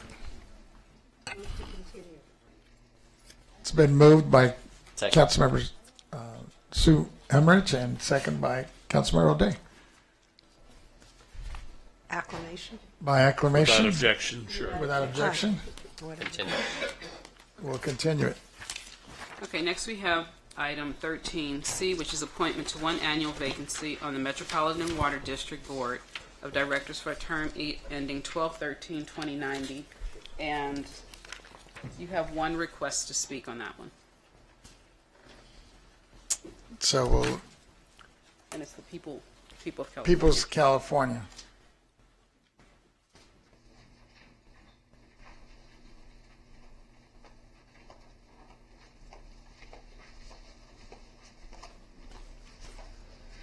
It's unclear whose vacancy this is. I noticed in the peer documents that the current peer board member and I guess reappointed peer board member and Metropolitan board member Judy Abdo wants to be on both. I would say that this Metropolitan Water District has poorly served the citizens of this state and the people of the area because they have failed to challenge what is a bold-faced lie, a big lie, being constantly repeated by our governor because it gives him enormous powers under the aegis of emergency. There is no emergency. We had over 12 inches of rain here in Los Angeles last year. Normal, or average, which is, of course, a wider range than that number would indicate, is 14. So we're within a standard deviation. So last year, the drought was over. We are now going to have a gully washer of a year. I can tell you that already up north, they're receiving tons and tons of rain, and it's coming south fairly soon. By the end of the month, we should be beginning to see the El Nino effects starting to hit us here. So we need people who are not tied to political parties and obedient and lackeys to power, but people who are willing to challenge the prevailing conventional BS wisdom, the dubious fruits of our failure to research and do good journalism in this state. So I think we can do better than someone who's already proven themselves to be obedient to people who are not telling you the truth and who would not oppose them and, in fact, advance their project to pipe sewage into our drinking water. People who want us to drink sewage, I would think they can eat sewage. Merry Christmas. Thank you. Councilmember McEwen? With the understanding that it will, because of the second concurrent seat, it would take an extra vote, I will nominate Judy Abdo. Second. It's been moved by Councilmember McEwen, second by Councilmember Davis. Can I just point out, she Yes. got 7 votes, and she only needs a supermajority to sit on both. So she already got the supermajority, didn't she? Well, no, she needs it for this one now. This is She needs it for this one? Yes, because this is her Okay. second one. All right. Unless we wanted to rescind the other Unless you one. want Well, no, we don't want to rescind the other one. I'm just saying, I thought she just needed 5 I thought votes you on were one Judy's appointment friend. or the other. I didn't know that there was a temporal requirement. Let's put it that But way. I will move by acclamation. All those in favor? Aye. Ayes. Oppose? Congratulations, Judy. If we do it again, does she get 14? Okay, next we have item 13D, request of council members Davis and Himmelrich that staff review how the recently amended noise ordinance is being enforced in commercial areas and consider how it might be further refined to avoid having it interfere with activities protected by the First Amendment. No, nobody's There's no request to speak on that, I'm sorry. You have McEwen on the queue, but I think that's old, right, Councilmember? Yes, okay, Councilmember Davis. Okay, well, I'll start out, and obviously Councilmember Himmerich can chime in as appropriate. So I think we all remember, because it wasn't that long ago, that we struggled with our noise ordinance and the impact it was having on certain groups to exercise their First Amendment rights in the public right-of-way and in areas that were not particularly sensitive to noise, primarily commercial areas as opposed to residential areas.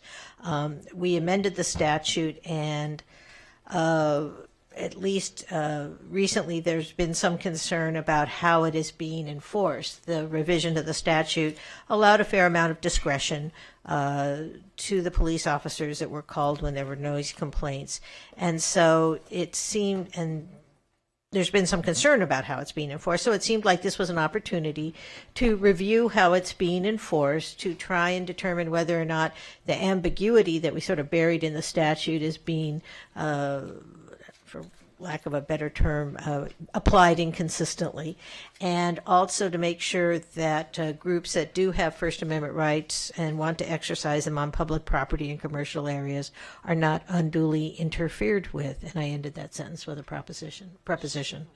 But that's the point of this. Shame on you. Councilmember Hemmerich. And I just want to second that. I think when we did pass the earlier ordinance, I was under the impression that in commercial areas where our residents weren't being affected, that people would be able to exercise their First Amendment rights. And I would like to investigate how we can make sure that that is the case, again, bearing in mind that the proximity to a residential neighborhood is of some significance here, but that in a purely commercial area in non-private places, that people should be allowed to exercise their First Amendment rights. Councilor McEwen. Well, of course, one of the purposes of the noise ordinance, as we redid it some years ago, was to redefine the impact of noise so it was measured where the noise was being heard. And the intent there was to protect residences and residents from noise that would disturb their ability to have quiet enjoyment of their homes. So it would seem we could add some language here that would accomplish that by saying that there should be no interference with activities happening as long as there's some linear distance from a residential block or neighborhood.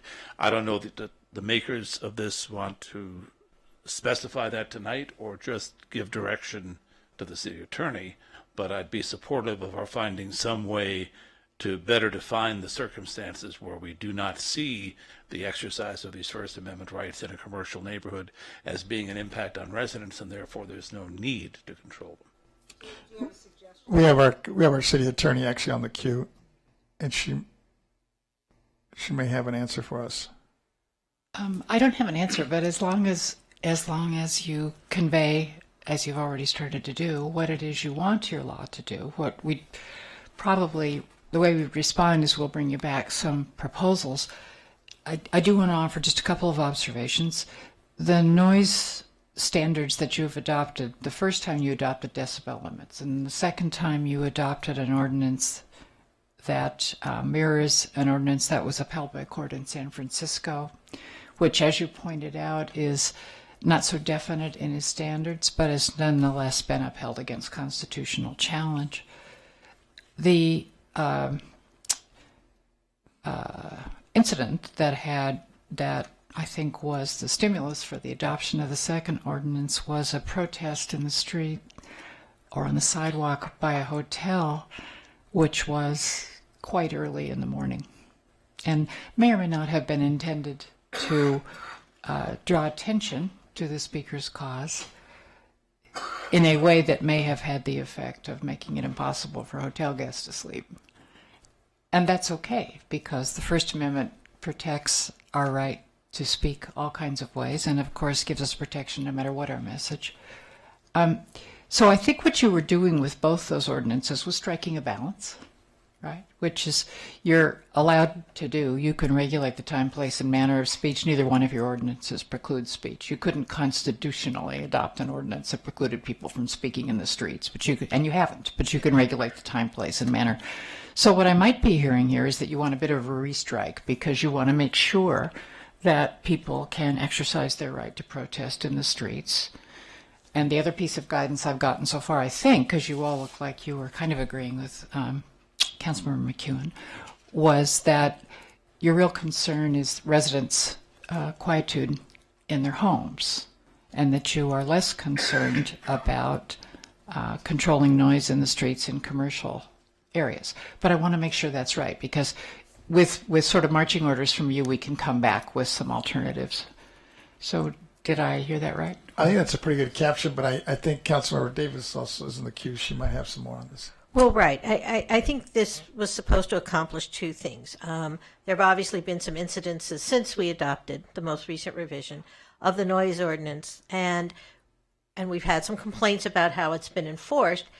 I don't know, in all honesty, I don't think anyone up here does, you know, is that the only time it's come into play? So step one to me is, you know, is there some way we can review how it's being enforced? Because that will then inform whether or not we need to sort of strike the balance, as you put it. And I certainly agree, and that's why the language of the item specifically called out commercial areas. I think that while, and in Santa Monica, that definition might be murky, and I'm at least, as we sit here tonight, uncomfortable saying 20 feet, 100 feet, 400 feet, whatever, because there may be instances in areas that are primarily commercial, but there may be a living unit or something. But really the focus here is on preserving the quietude of residential areas, but allowing, because commercial areas are just commercial primarily, about seeing if there is a way to refine the ordinance to make sure that protected activities are not unduly interfered with. So I think that was a very long-winded way of saying yes. Councilmember Hemorrhage, I think, has something to add. And I have one sort of tweak to this, and that is, and I frankly don't remember, is in terms of ambient noise, you talked about it being early in the morning, obviously at a quiet time. And I wonder if there's any mechanism or way to look at the amount of noise over what the ambient noise level is, or whether that wouldn't be a consideration. Yes, you could have a noise ordinance that defined a violation as a certain number of decibels over the ambient at the time. And ours does not do that, right? No, our presently, your earlier adopted ordinance, which is still in effect, has decibel limits that were set based on what ambient was at the time the law was adopted. And, noise has increased in the city. So it's possible that in some portions of the city you have a decibel limit which ambient routinely exceeds, and if that's the case, that particular limitation is not enforceable. So you could do it the way you're talking about to avoid the problem of noise in the city increasing over time. Thank you. Any other direction? So I'd just like to move the item. Yes. Second. It's been moved by Councilmember Davis, second by Councilmember Hemmerich. So to clarify, what's being moved is direction to staff. Yes, just all direction, yeah. And the direction is to come back with alternatives for revisions to your ordinance, which would better protect the exercise of First Amendment rights in the streets.